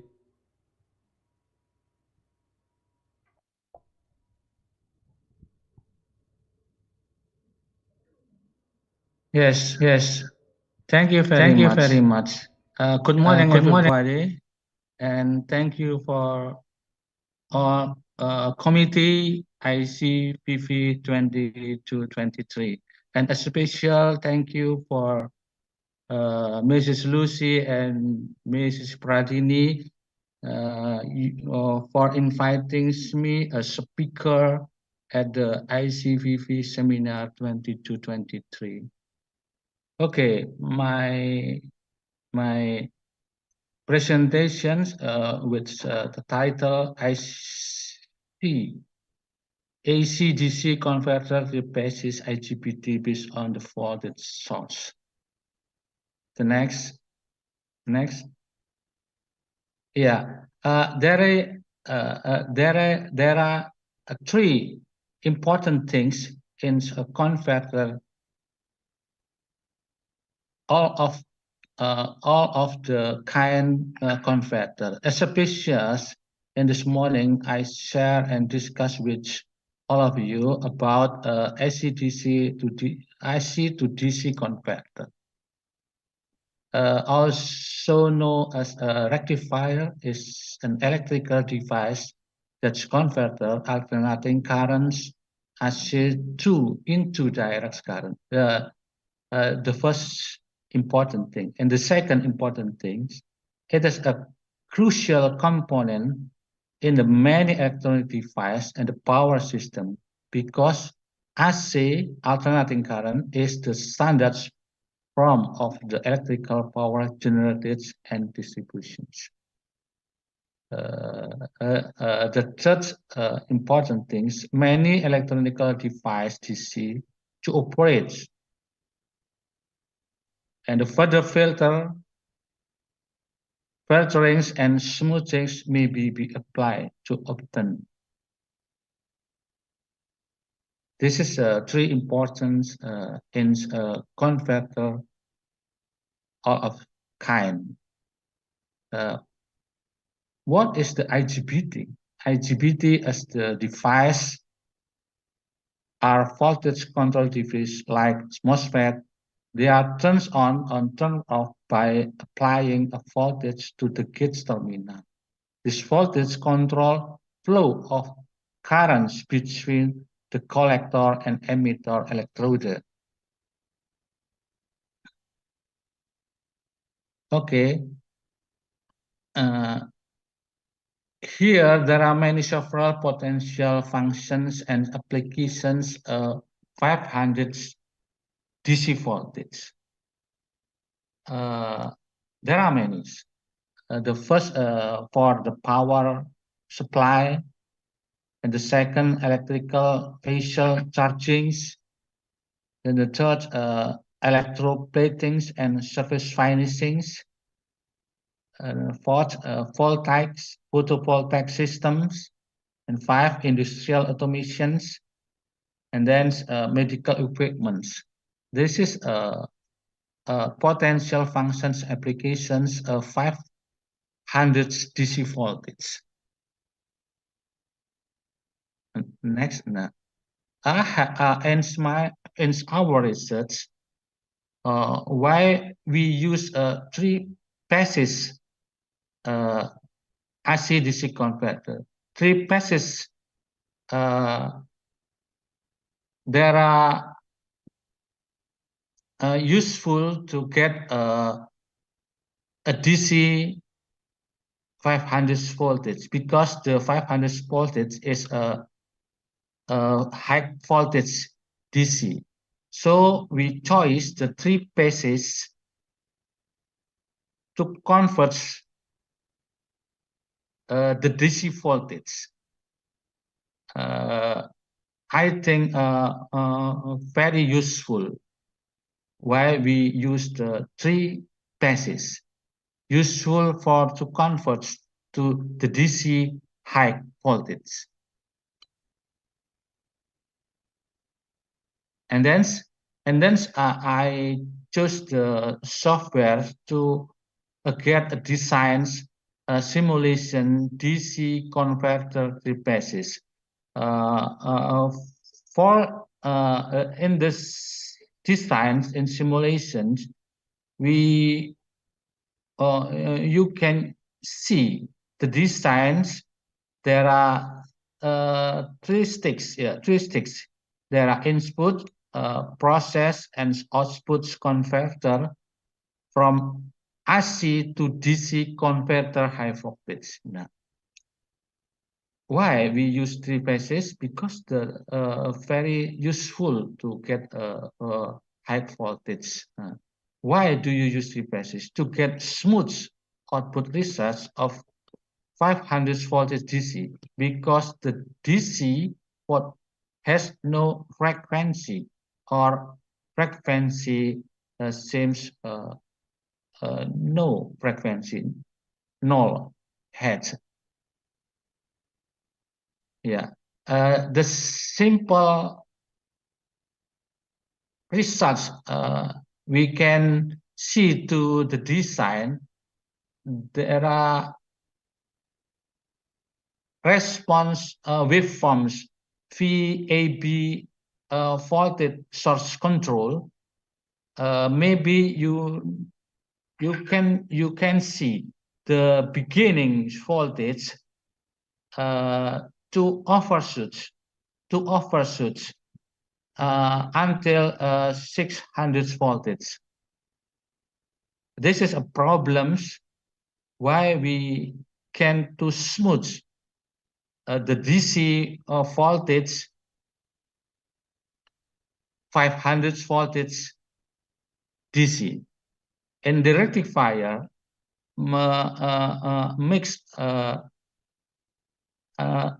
up problems in the beginnings or the starts in the response.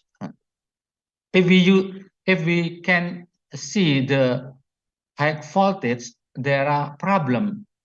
Why in the beginnings there are high voltage, no units. There are the problem. You can see the starts of the output voltage. There are problem. There are overshoots and undershoots. So can be stable after maybe 0.036 millisecond. Why? How can we to smooth a DC 500 voltage DC? Because the voltage is very high.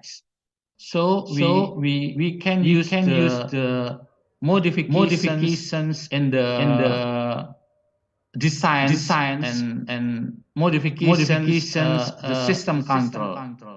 We can see in the waveform of the duty cycle of the M is index modulations. There are index modulations. Maybe you can see there are problem in the starts or in the beginnings response. We can see after 0 second 36 response is stable to charge the loads. Maybe after 200 ampere or more. You can see the characteristics after 0.36 milliseconds, stable distribution currents to the loads.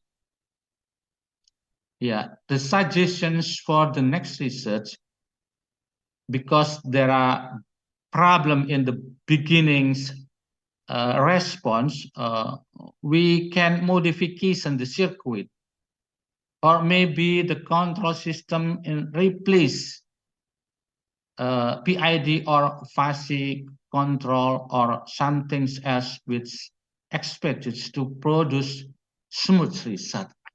Okay, moderator, can you back to my slide in the number? You can back to the number 5 slide. No, in the sim in the design. Sorry, in the designs.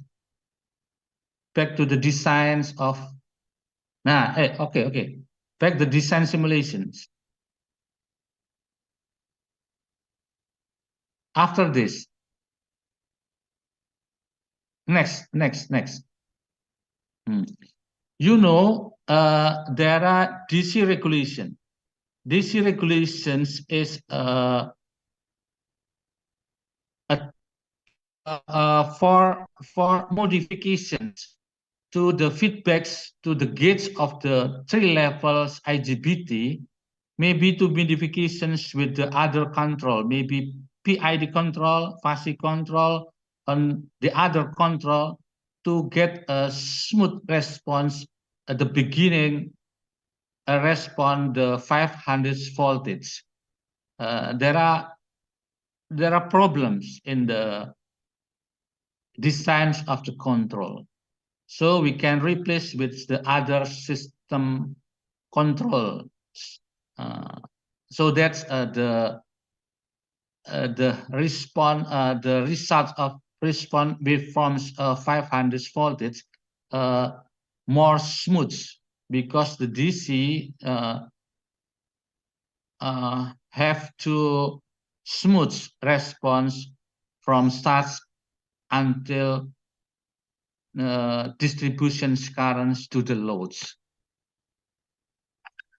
Okay, maybe you can start the conclusion again, the next conclusion again. This is my research. Needs suggestions for the next research. For the next research, we modification circuits in the control systems or the other systems to get a 5 voltage DC with a smooth response from beginnings until the distribution currents to the load. This is my simple presentations for the AC to DC converter basis to get a 5 voltage DC with a smooth response from beginner until get the distribution currents to the loads. Okay, I think my presentations is enough because the simple research I do in my laboratories in engineering electrical department. Okay, thank you, Mrs. Lucy and everyone with my presentations.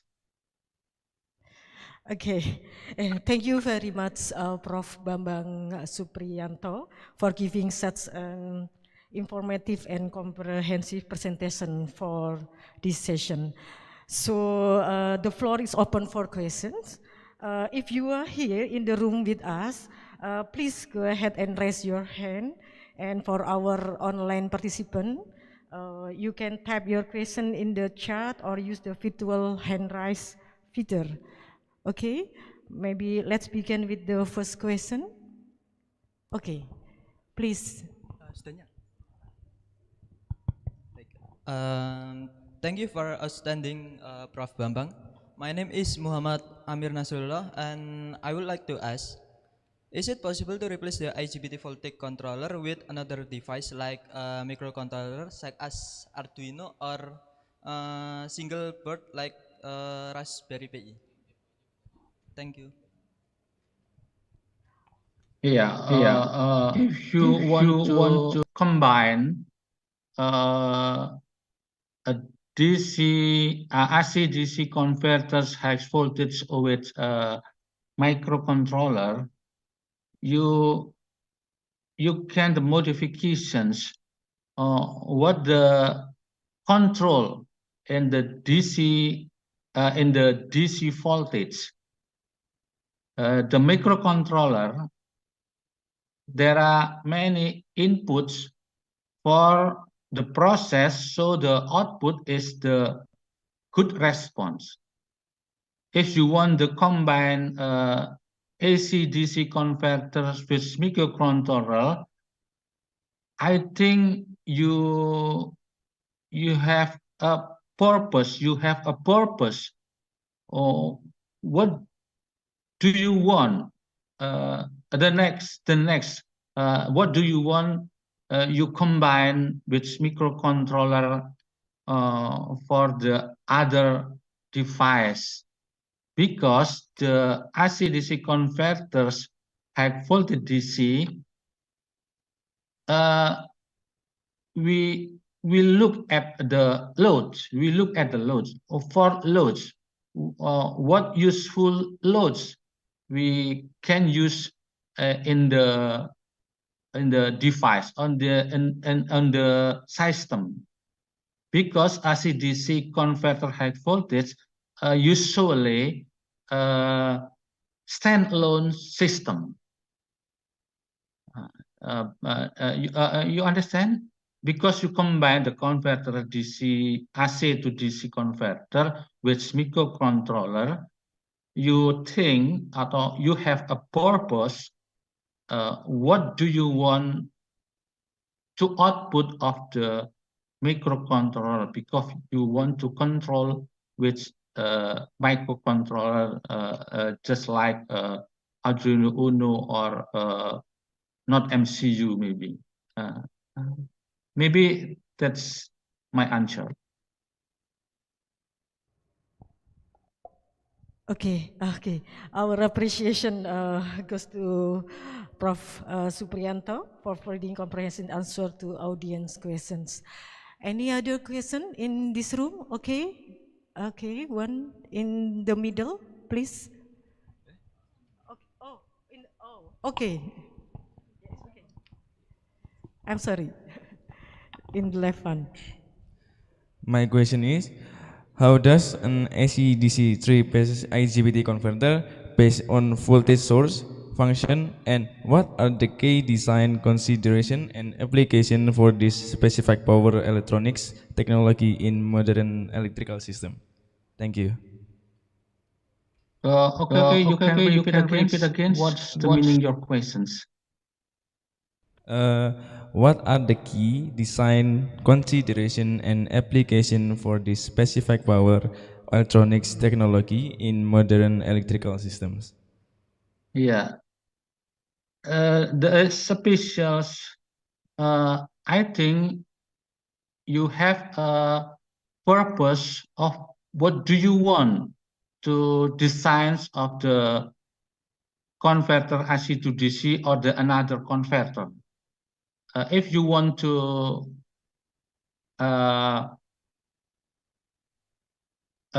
distribution current for the high currents to the loads, you have to design with a special device. Maybe you can get IGBT or GTO or the MOSFETs. Can you design by simulations, and then you can get into the labs, and then you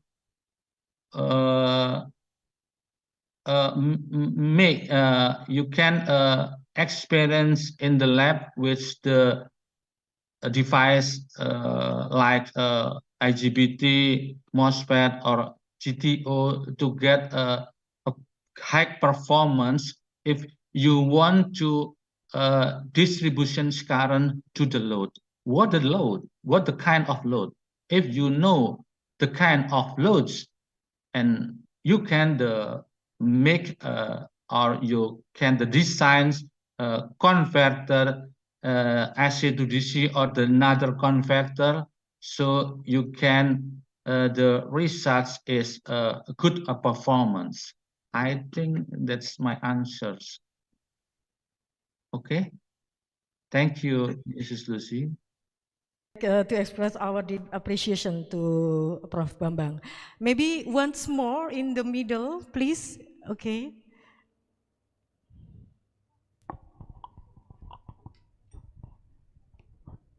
Check. Okay, thank you to Professor Bambang Suprianto for the great explanation about, I'm sorry, AC/DC 3-phase IGBT converter based on voltage source. Okay, I would like to ask about your suggestion on your next study. Why did you like to add a control system like PID or fuzzy that will make the response more unnatural because of the latency of that control system, especially when you use fuzzy control? And I would like you to explain why did you make that decision to your next studies. Thank you, Mr. Okay. Thank you. Your question, a good questions. I want to add piece of my suggestions because I changed my control with PID or the fuzzy or the other control. I want to the research, the final research. So my device or my designs can distributions current from the generator until the load.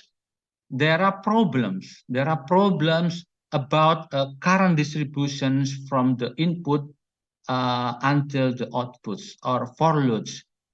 So, because in my simulation, there are the beginnings response, the high voltage DC, there are many problems. There are overshoots, there are undershoots. So the response, it's no good. How can to the design for a good performance until a beginner response until the loads distribution currents. So we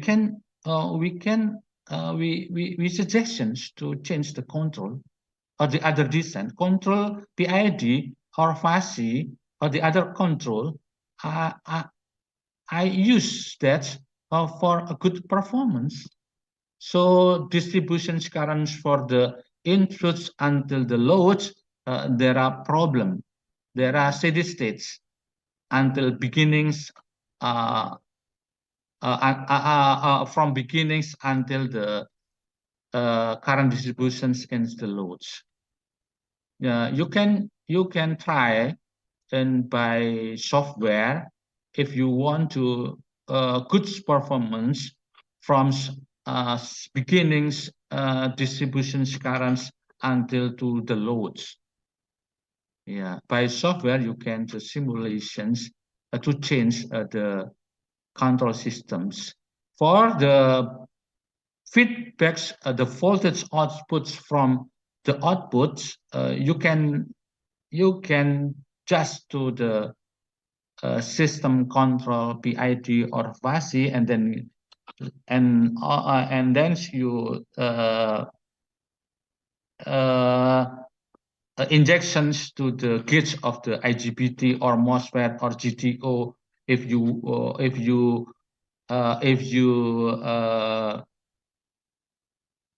use the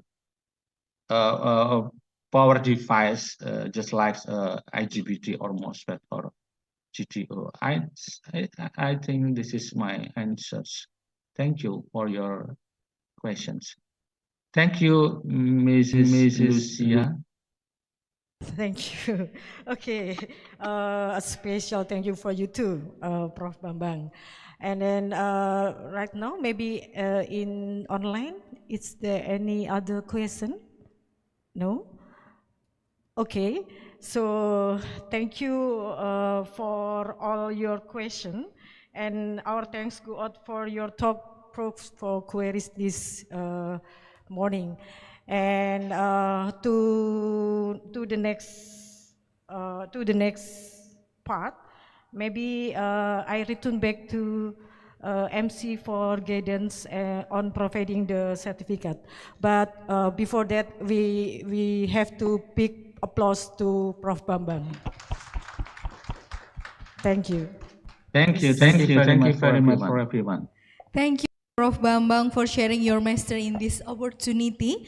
But please stay at the screen, Prof. Bambang, because welcome for Mrs. Arisdwi Arianti to come to the stage for giving the keynote certificate to Professor Bambang.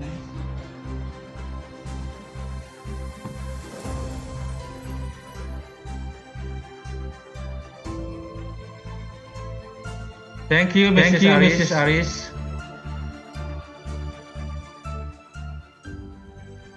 Thank you, Mrs. Aris. Please return to your seat. And then we have the last speech from Professor Lazar. So, Mrs. Lucia, just continue. Okay, thank you.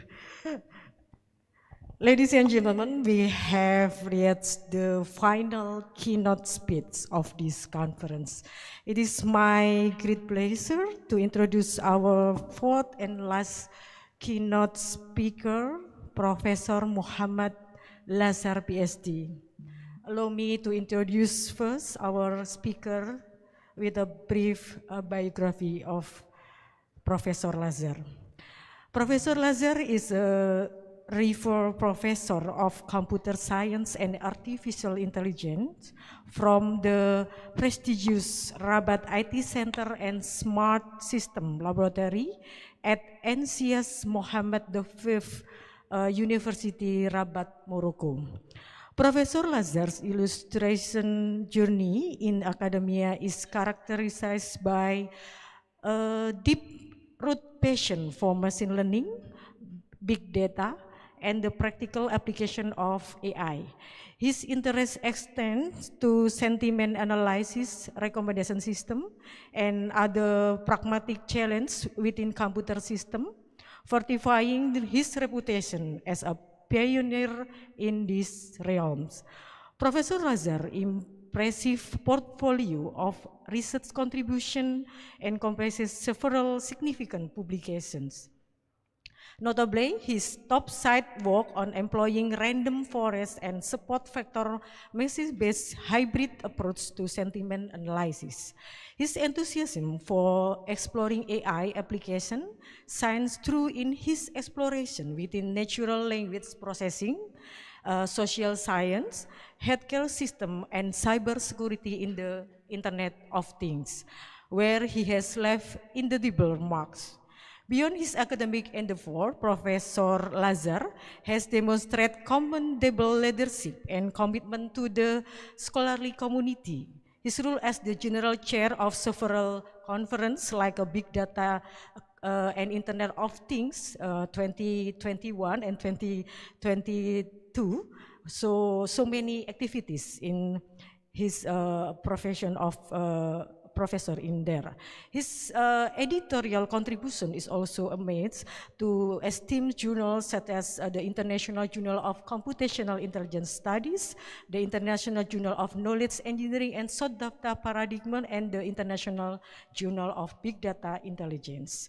So today, he will share with us his insight and finding on his keynote speech titled Performance of Artificial Neural Network for Enhanced Security in the Internet of Things. Ladies and gentlemen, without further ado, please join me in welcoming Professor Lazar on the screen. Hello, Professor. How are you? Hello. Assalamu alaikum. Waalaikumsalam warahmatullahi wabarakatuh. Yeah, So, Professor, yeah. Okay, thank you for have this this conference. Professor, you have 30 minutes for your presentation. The screen and time now are yours. Thank you for your nice presentation. First, I would like Professor for your kind invitation to present my recent work in your conference. First, I start by the title of my talk. I will talk about performance of artificial neural network for security in Internet of Things.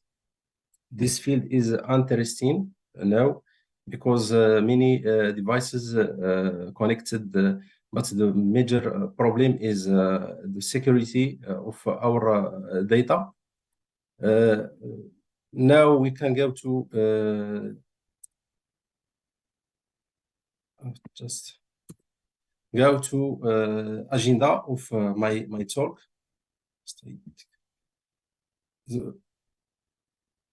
My talk. I start by the introduction of neural network. After that, I will pass to present my first contribution in this presentation. Based on CNN, convolution neural network is a type of deep learning and pre-trained model named transfer learning for malware classification or detection.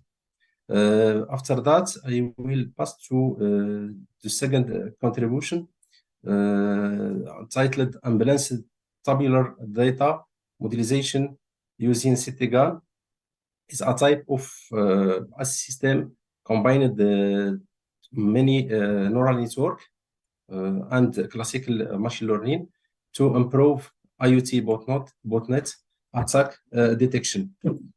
For the third contribution, I will present a hybrid system based on feature selection and neural network to detect intrusion in IoT. And last, I finished my talk by last contribution is under review, not yet published, but in the final phase of reviewing, entitled Enhancing Detection of Malicious Traffic in Industrial Internet of Things using Machine Learning and Deep Learning. Let's go now to define what is artificial intelligence. Artificial intelligence is a big domain or field combine many domain like travel, manufacturing, finance, cybersecurity, healthcare, and other. Now, artificial intelligence is based generally on artificial neural network. Is a field of deep learning.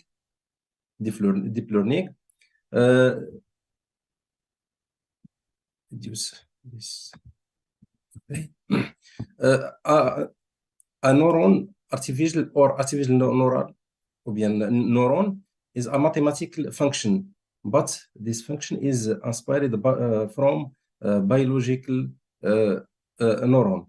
You can see in my screen. The structure of typical neuron, biological neuron, and the mathematical function that modelize the biological neuron. Artificial neuron has same function input function permit to calculate the sum of input data, and after that a function calculates or generates the output of a neuron. But artificial neural network is a many neurons connected by link by age. But in general is inspired from biological neural network. The INN or artificial neural network topology, how to combine or how to connect all or many neurons. We call this by topological. Topology permit to determine the complexity of tasks that can be learned by the network. Network architecture can be differentiated, permit to make a difference between many network by some characteristic, or we can make the difference between many network by some characteristic, like the number of layers or hidden layers. For deep learning, we call some in parts of network by convolution parts or parts of network permit to extract the characteristics, number of layers, how to information or bien propose the information from input to output and back of this information to input in order to correct or to calculate a good value for our network. Also, the number of nodes within each layer of the neuron. For output layer, the number of nodes depends of the problem, and in the input also depends of the problem. Also,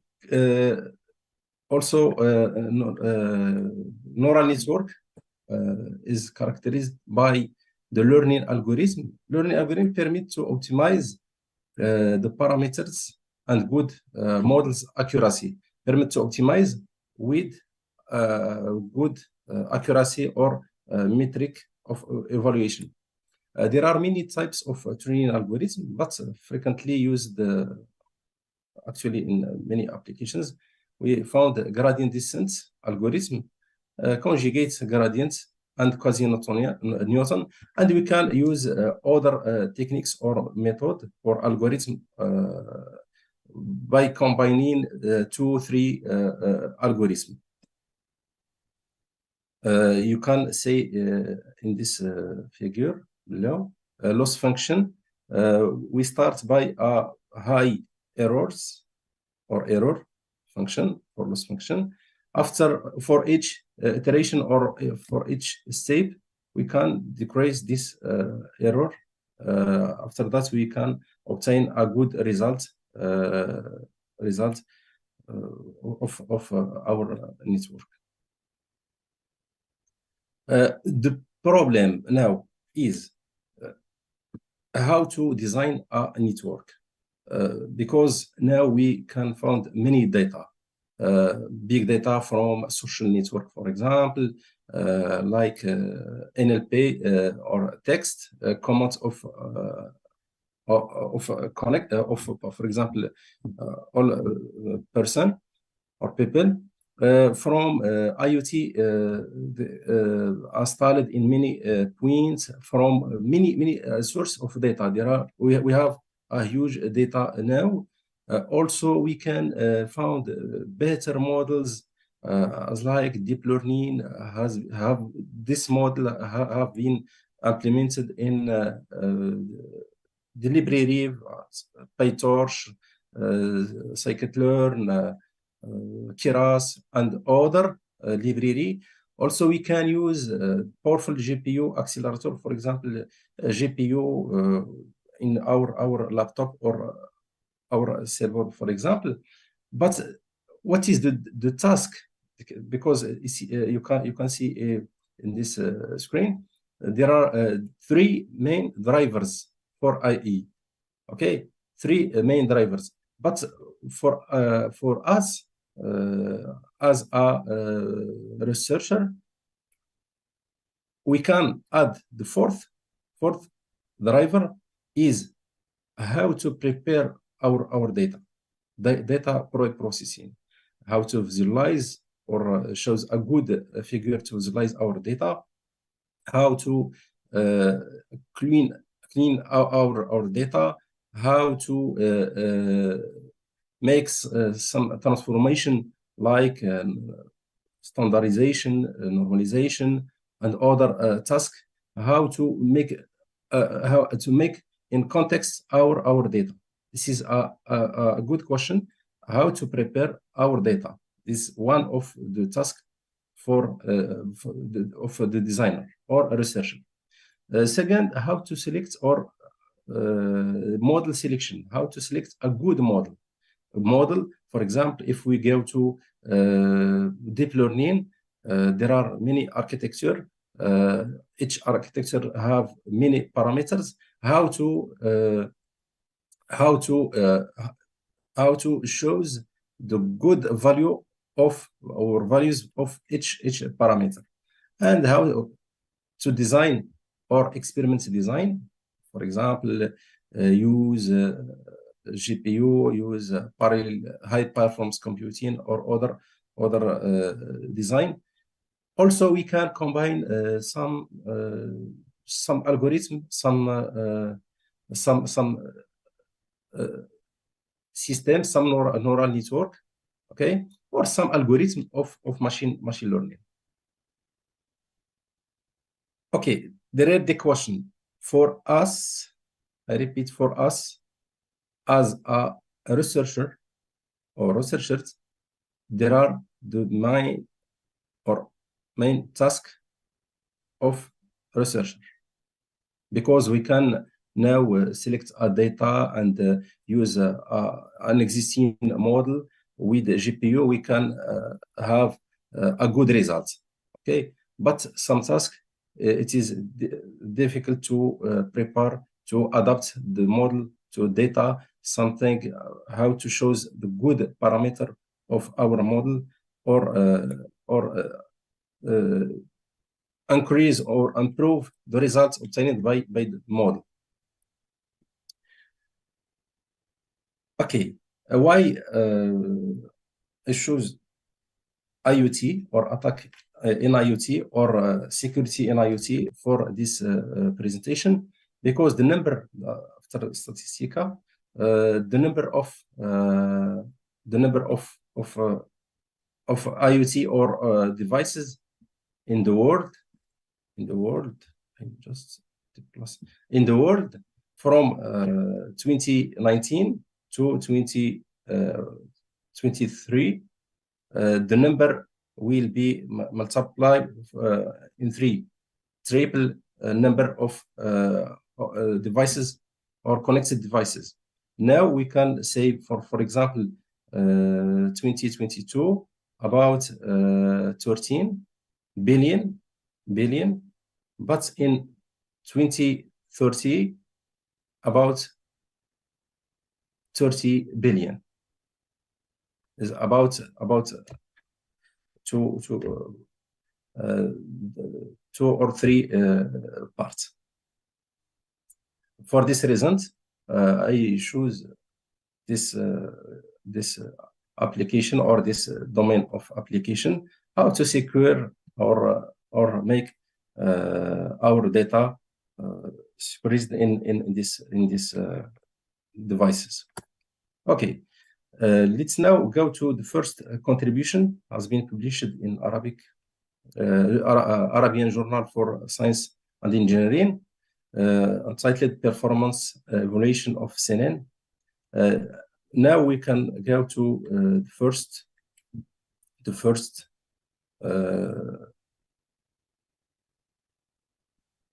for this contribution, because the malware is a program or a code program developed permit to change the comportment of our machine or our program. For example, malware permit to drop some data or delete some data, change some contents of our data.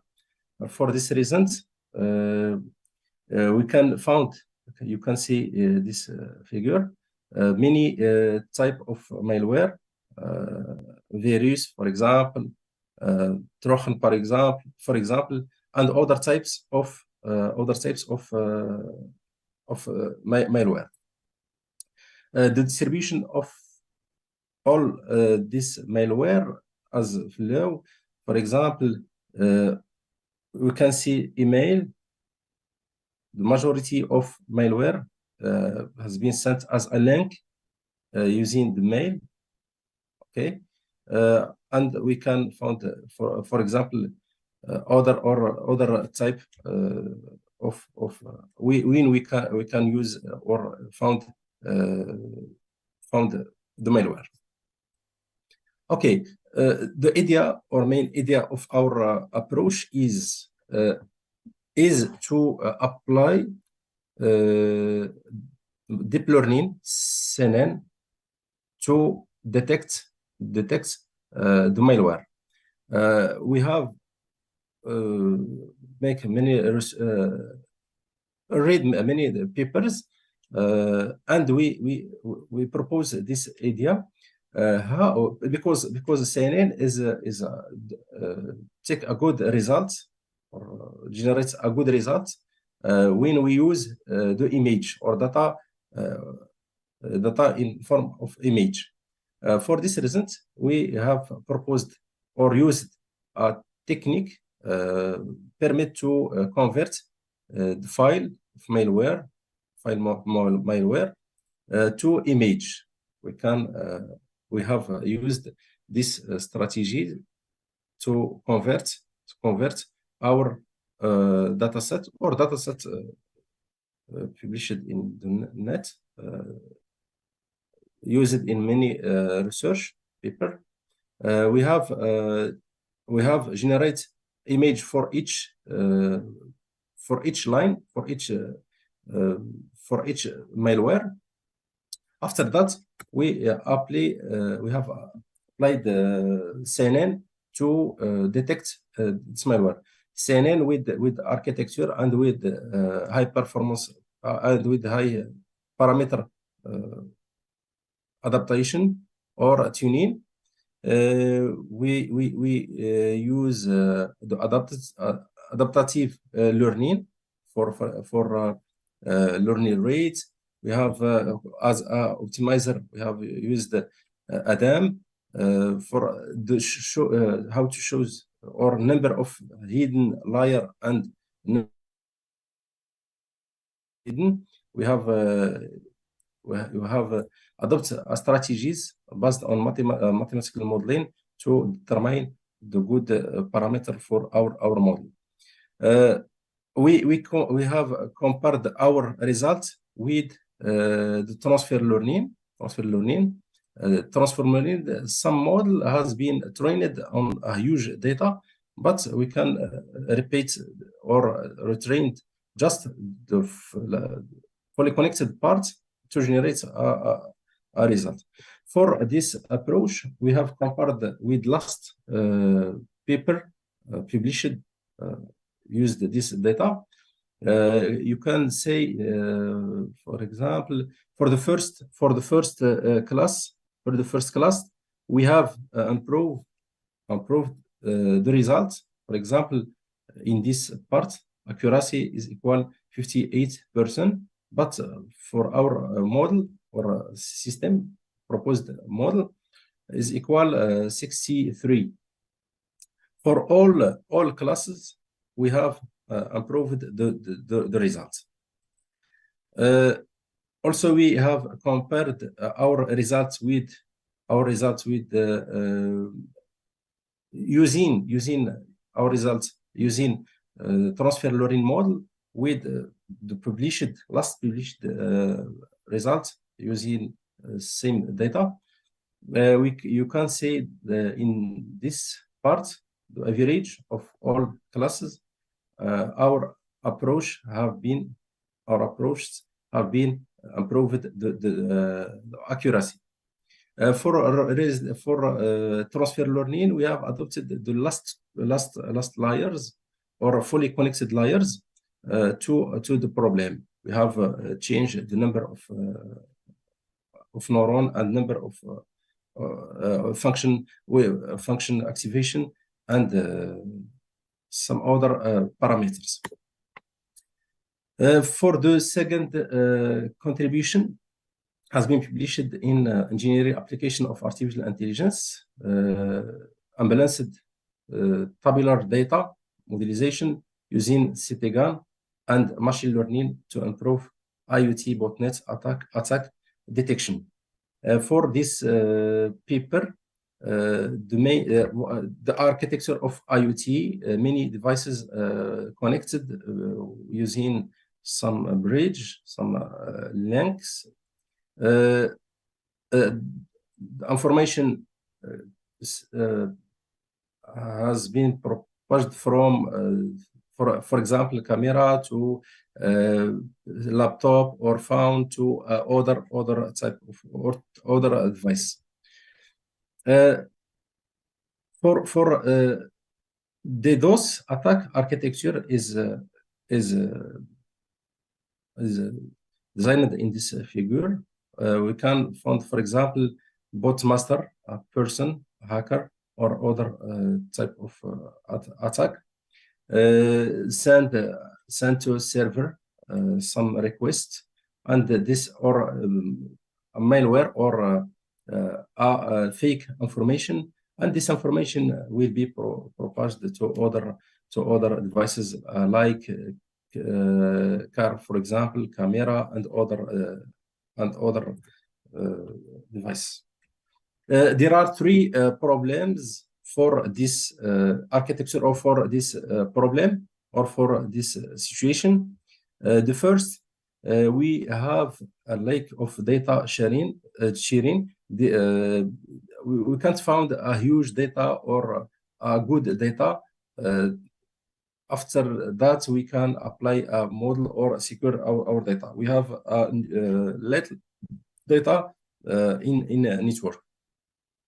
Also, the problem is security and privacy, the access, the authentication, information of authentication.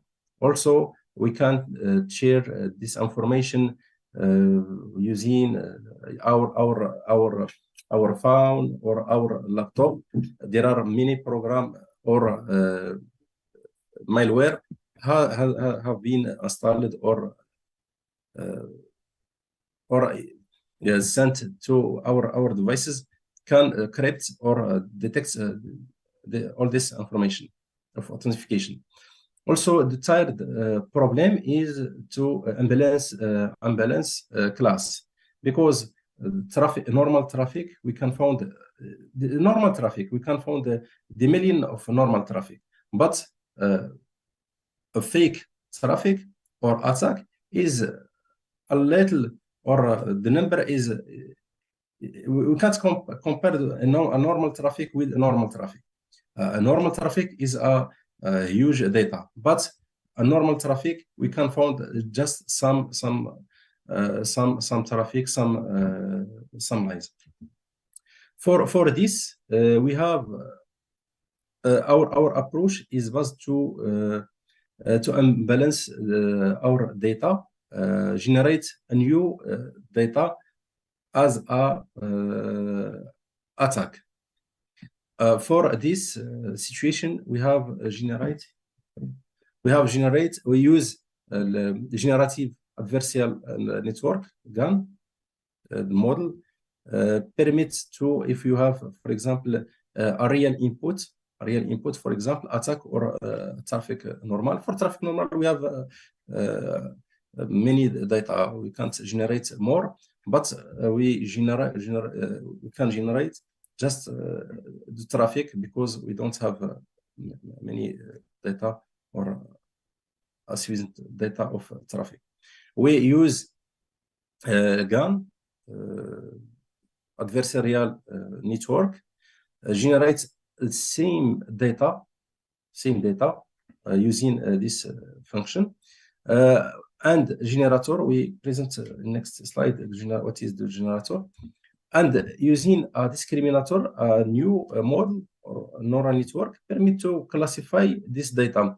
Is a good data is similar of real data or not, in order to accept or reject the generated data. The generator model can be designed using this figure. For example, we have data using a neural network. We can generate a new data, new image, new instance of our data, but must be similar of the input. Generator but discriminator permit to compare or accept or reject the generated data. We have a real data, and generator generates a new data, but must be similar of real data. Discriminator will be accept or reject this data. If accept this data, the data generated is similar of real data, accept data and make the classification is real or fake. Real is similar of real data. Fake, the generated data is not similar to real data. We have proposed this figure, this schema, logged-in data. After that, we can go to separate our data in classes, benign or malicious samples or example or data.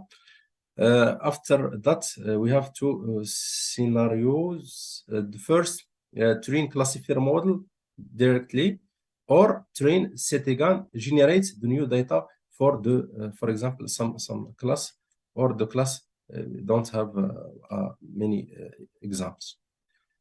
After that, we address the generated data to the discriminator to generate the decision if this data is accepted or not accepted. For the results obtained by this approach, we have compare our approach with the last approach, because this paper has been published in 2022. Accepted in June, I think in June or July 2022, based or we have compared our results with this result used same data. We can, for example, for the first methodology, without feature selection, using all features, we have our model permit to detect the attack by 99%. We have encouraged the result of published work. For the second methodology, we have selected the best features, the good characteristics of data, and we have obtained the same results, 98%, same result, but our model we have less parameters, less complexity, and less time training if we compare our model of model proposed by other researchers. For the fourth, I will pass to fourth or third contribution.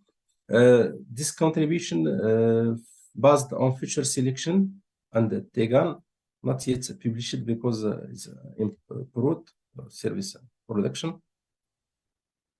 The idea of this approach is to use not CTGAN but TGAN, a new or a model of GAN, or generative adversarial network, to generate a new data, the same for this same scenario, but same strategy, but we have used in this contribution another model, but we have applied this model on other type of data. The data have been has 10 classes. We can see from this table the number of instance of each class. Each class, we can, for example, compare the last class worms 130 with, for example, the first normal or the generic, for example, 40,000. Okay, we can see that after training of our model, we can see that this class, some classes have not been detected because the number of features is insufficient. For this reason, we have applied TAGAN, generative adversarial network, to generate more data for this class. Also, after generating more data for some classes, we have applied technique method light GBM permit to select the good features, the best features used in our study. For example, for this situation or for this data, this method have been selected just this features from 40 features. You can see from 40 features, we have selected just only 13 features. The obtaining the results by this approach have been compared with other techniques. You can see in this table that our approach, the first approach, without feature selection, we have improved the result to 99%. We have improved all for all published the results.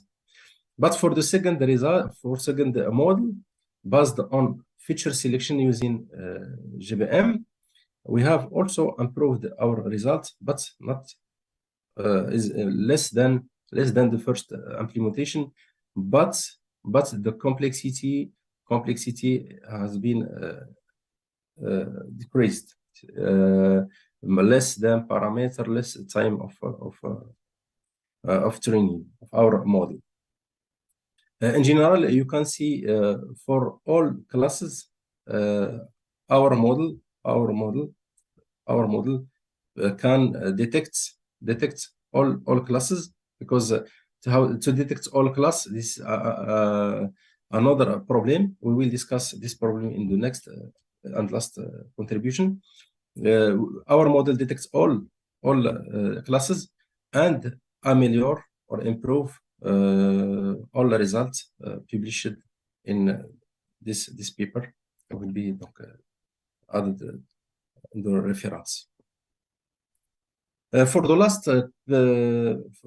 approach, the problem is for some data set, some classes or attack has not been detected by the model in general. The global accuracy we can find, for example, 29%, but some attack has not been detected by the model. In the next contribution, we have discussed these points based on our study on IoT or industrial Internet of Things, industrial IoT. The data collected from many fields, agriculture, finance, and other, other fields or domain. The problem is the complexity, scalability is increased. Also hard integration, the solution in small devices, because the problem of energy, for example, for connectivity, sometimes the connectivity between devices is poor. Also problem of security, privacy to access to data, and low computational resource, for example, processor or energy, for example. For our approach, we have used two data sets. The first, X industrial IoT. Okay, just so it means I remind my so thank you. Two data sets. The first contain about 1 million of instance. For the second, about 20 million instance. 20 million instance. We have compared our approach using a medium data and a huge data, medium or small data. After analyzing all results published, we have we can remark that some classes have not been detected. We can mention in this part 4 classes. For this reason, we have proposed this approach based on CTGAN, also to generate a new data for these classes in order to augmentation of data. We have proposed this model. After that, we use two model, deep learning and XGBoost. XGBoost is classical model for the first data, about 1 million or 9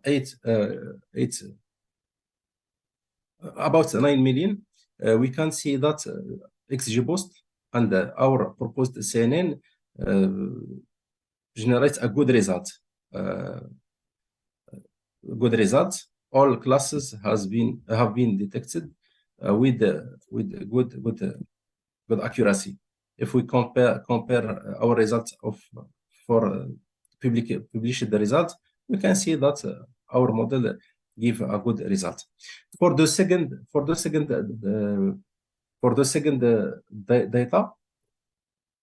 data, 20 million instance, we compare with the good or the published results, last published results. We can see that for our model, for example, for this class, think the published approach can't detect this class, but our model can be detected this class. For example, precision equal 100%. If one score equal, our approach can be detected also this class, also can be improve or ameliorate the published results. You can see that in this table, and also for the second CNN with the hyperparameter tuning, but for the second hyperparameter tuning with CTGAN, we can also improve our proposed first model. Our first model has been also improved by the second approach proposed in this work. Now I conclude by some points. Our research utilize advanced machine learning techniques, including CNN, transfer learning GAN, like CTGAN, MLP, and other techniques of machine learning applied in enhanced IoT system security. And I work. We have other work on healthcare, how to classify the reports or notes, clinical notes, based on NLP, natural language processing, and recommender system and other field. We have demonstrated the effectiveness of this method in classifying malware image related to Windows attack and IoT. This interdisciplinary approach pre-processing of data using, for example, adversarial network to generate new data. Also, study of hyperparameter tuning of CNN transfer learning approach show has the potential for adapting established IA method to cybersecurity. As the IoT landscape continues to expand, our work provides a foundation for more robust and adaptive security solution. As a perspective, with our partner, we will make some solution of this or some model in this positive. We have a project with a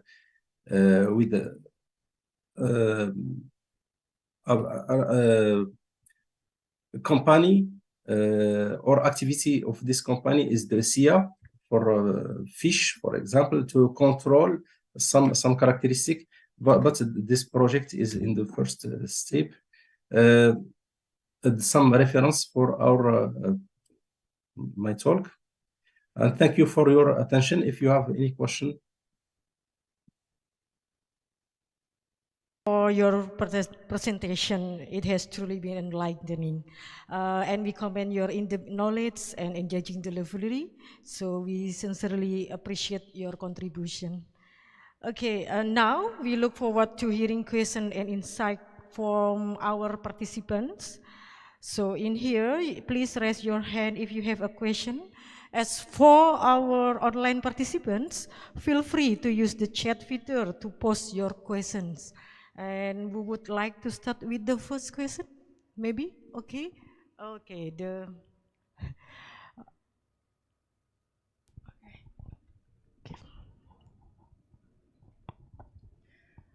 Assalamualaikum warahmatullahi wabarakatuh. Thank you.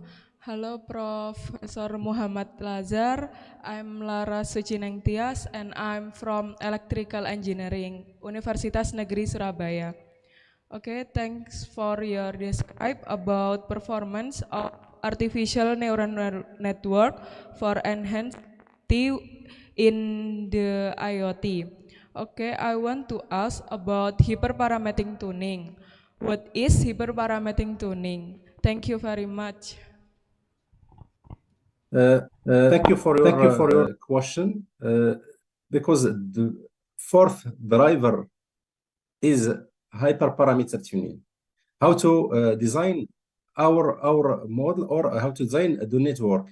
There are many hyperparameters like activation function, form of loss function, and other learning rates, size of head layer, number of head layer. There are many hyperparameters we can adopt to generate a good result. For us, in the first, we have developed and proposed a model, mathematical model, permit to control some parameters. But now you can use some library as like grid search and other.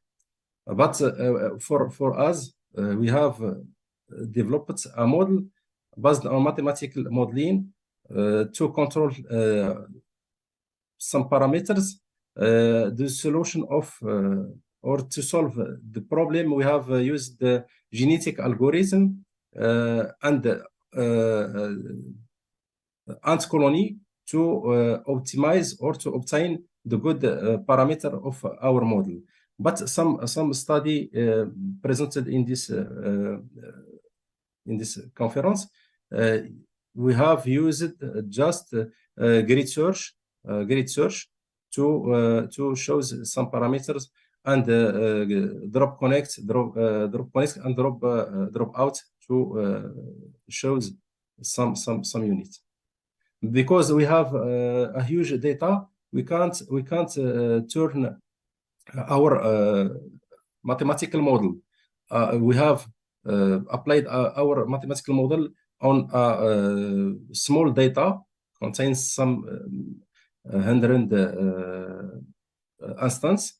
But for this data, IoT data, we have the million of instance. We can't solve the model because we need more performance or of our environment or accelerator. Profesor Muhammad Lazar. Okay, thank you. We'd like to express our deep appreciation to you for your informative response to our participants' questions. Okay, next, maybe, okay, on the right hand.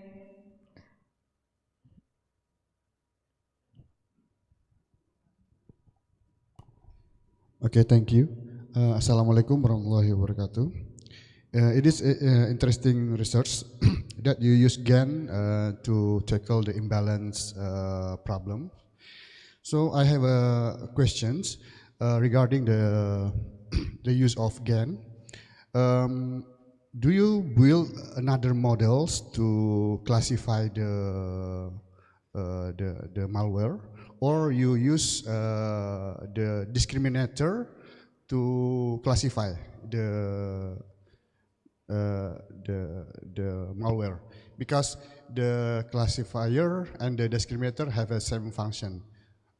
That's the first question. The second question is, in your first slide, you said that there are many new malware every days, and then how we can update the knowledge when if in neural network we store the pattern in the network itself.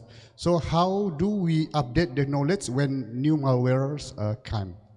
Thank you, Professor. Thank you for your questions. For the first question, we have used GAN, Generative Adversarial Network, to generate data. Discriminator has been used just to validate our new data. But to classify or detect the attack or malware, we have used another classificator like CNN or transfer learning. Discriminator permits to classify, detect, and generate data. But in our study, we have used GAN just in the phase to prepare the data, so data augmentation. But for the classification or detection, we have used another classificator. For the second question,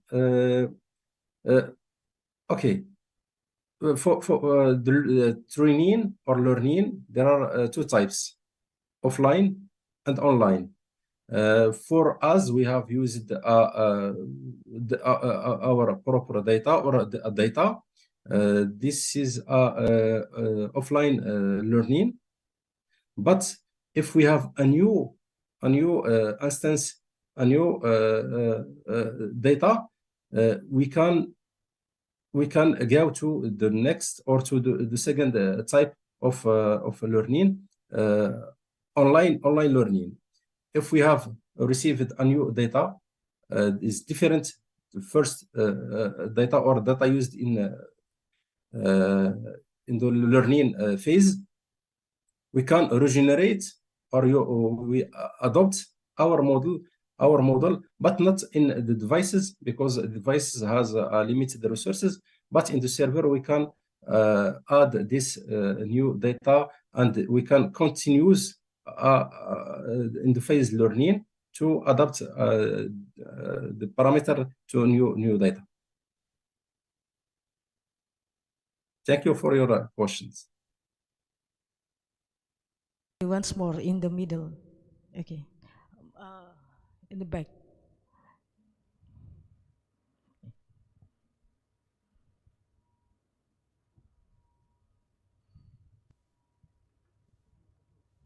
Check.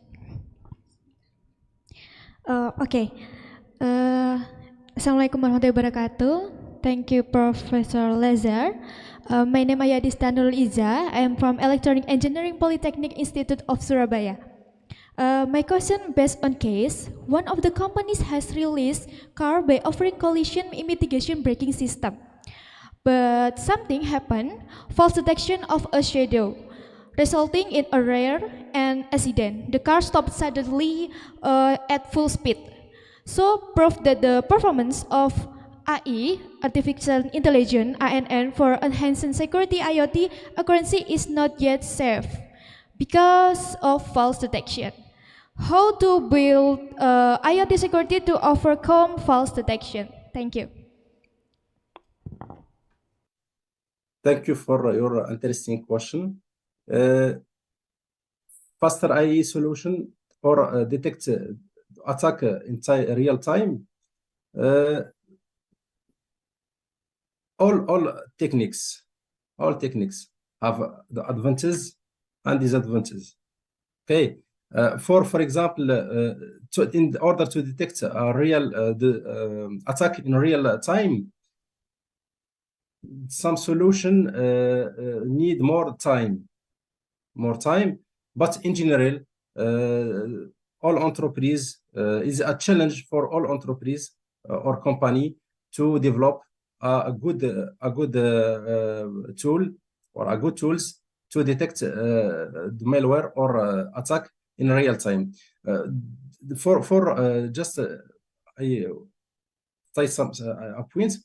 For example, deep learning or machine learning take many time, more time to detect the attack or malware. But after ameliorate the performance of GPU of calculator, the new devices can support this solution and can predict the attack in real time. Because for example, the phone now our phone have more giga in memory, more processor is a high processor. For this reason, some company is a challenge for the company to ameliorate the hardware parts to support this solution of AI.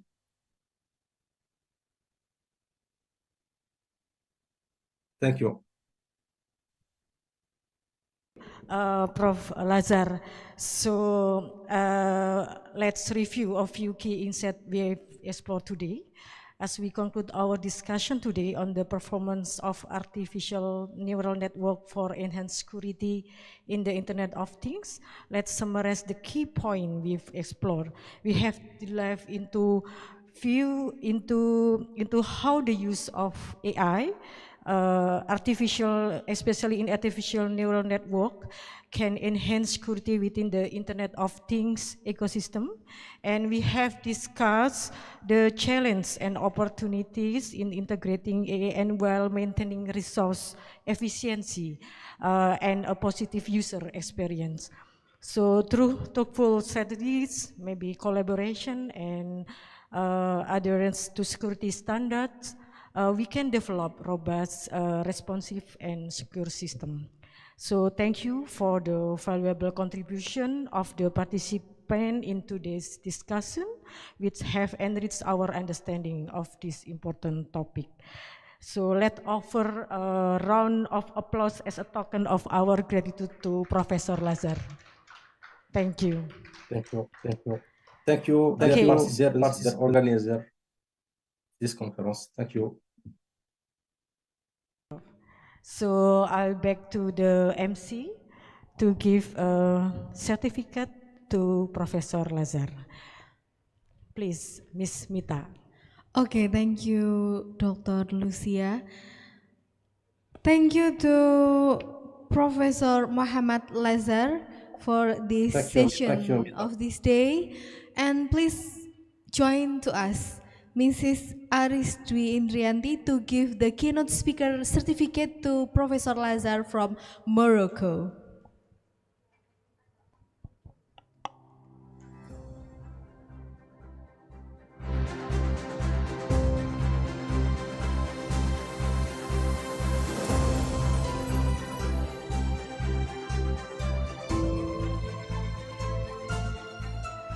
Okay, thank you, Mrs. Aris. Please return to your seat. And now, okay, ladies and gentlemen, it's a very nice to see all of you once again. And we hope you have been enjoying yourself at the conference so far. But before, please return to your seat. Mrs. Lucia, I'm so sorry. Thank you. Give applause to Mrs. Lucia.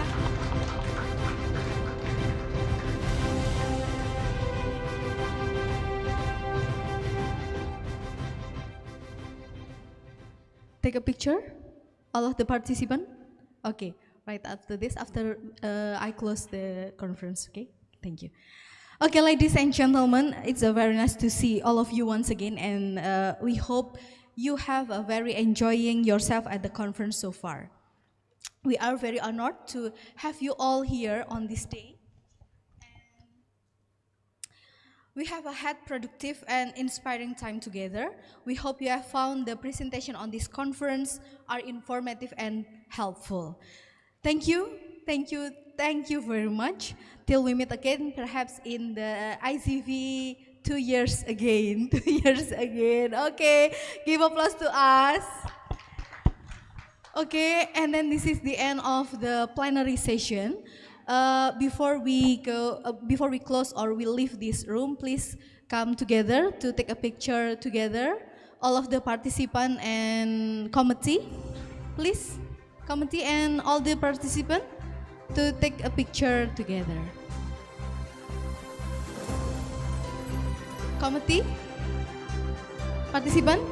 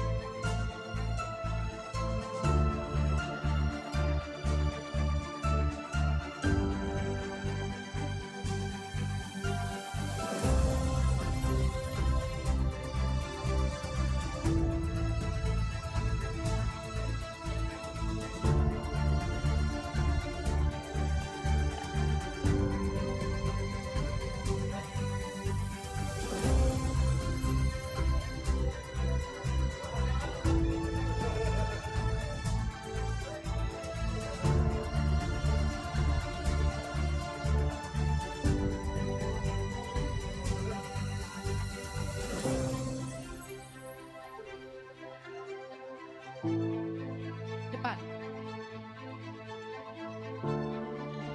Okay. Give your best smile. 1, 2, 3.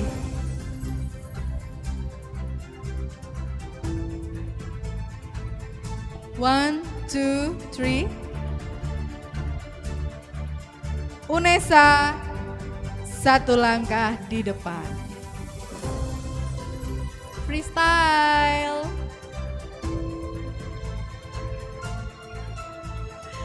Okay, thank you, thank you.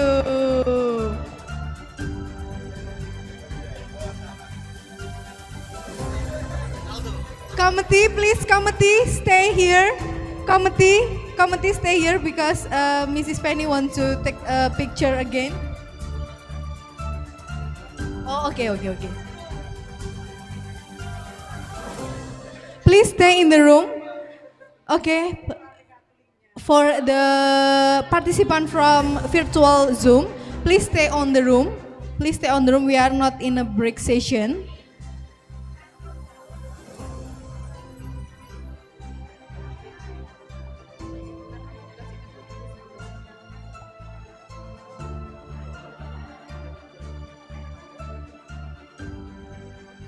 Okay. Thank you so much. Ini aku tetap. Okay, thank you so much for all the participant, on-site participant or virtual participant. Please, from the participant on virtual Zoom, don't go anywhere because right after this at 1 p.m.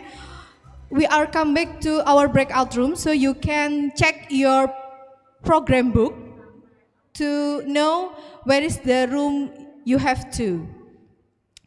And for the next session, attendees are welcome for about 1 hour break. For the on-site participant, you have a lunch. In front of the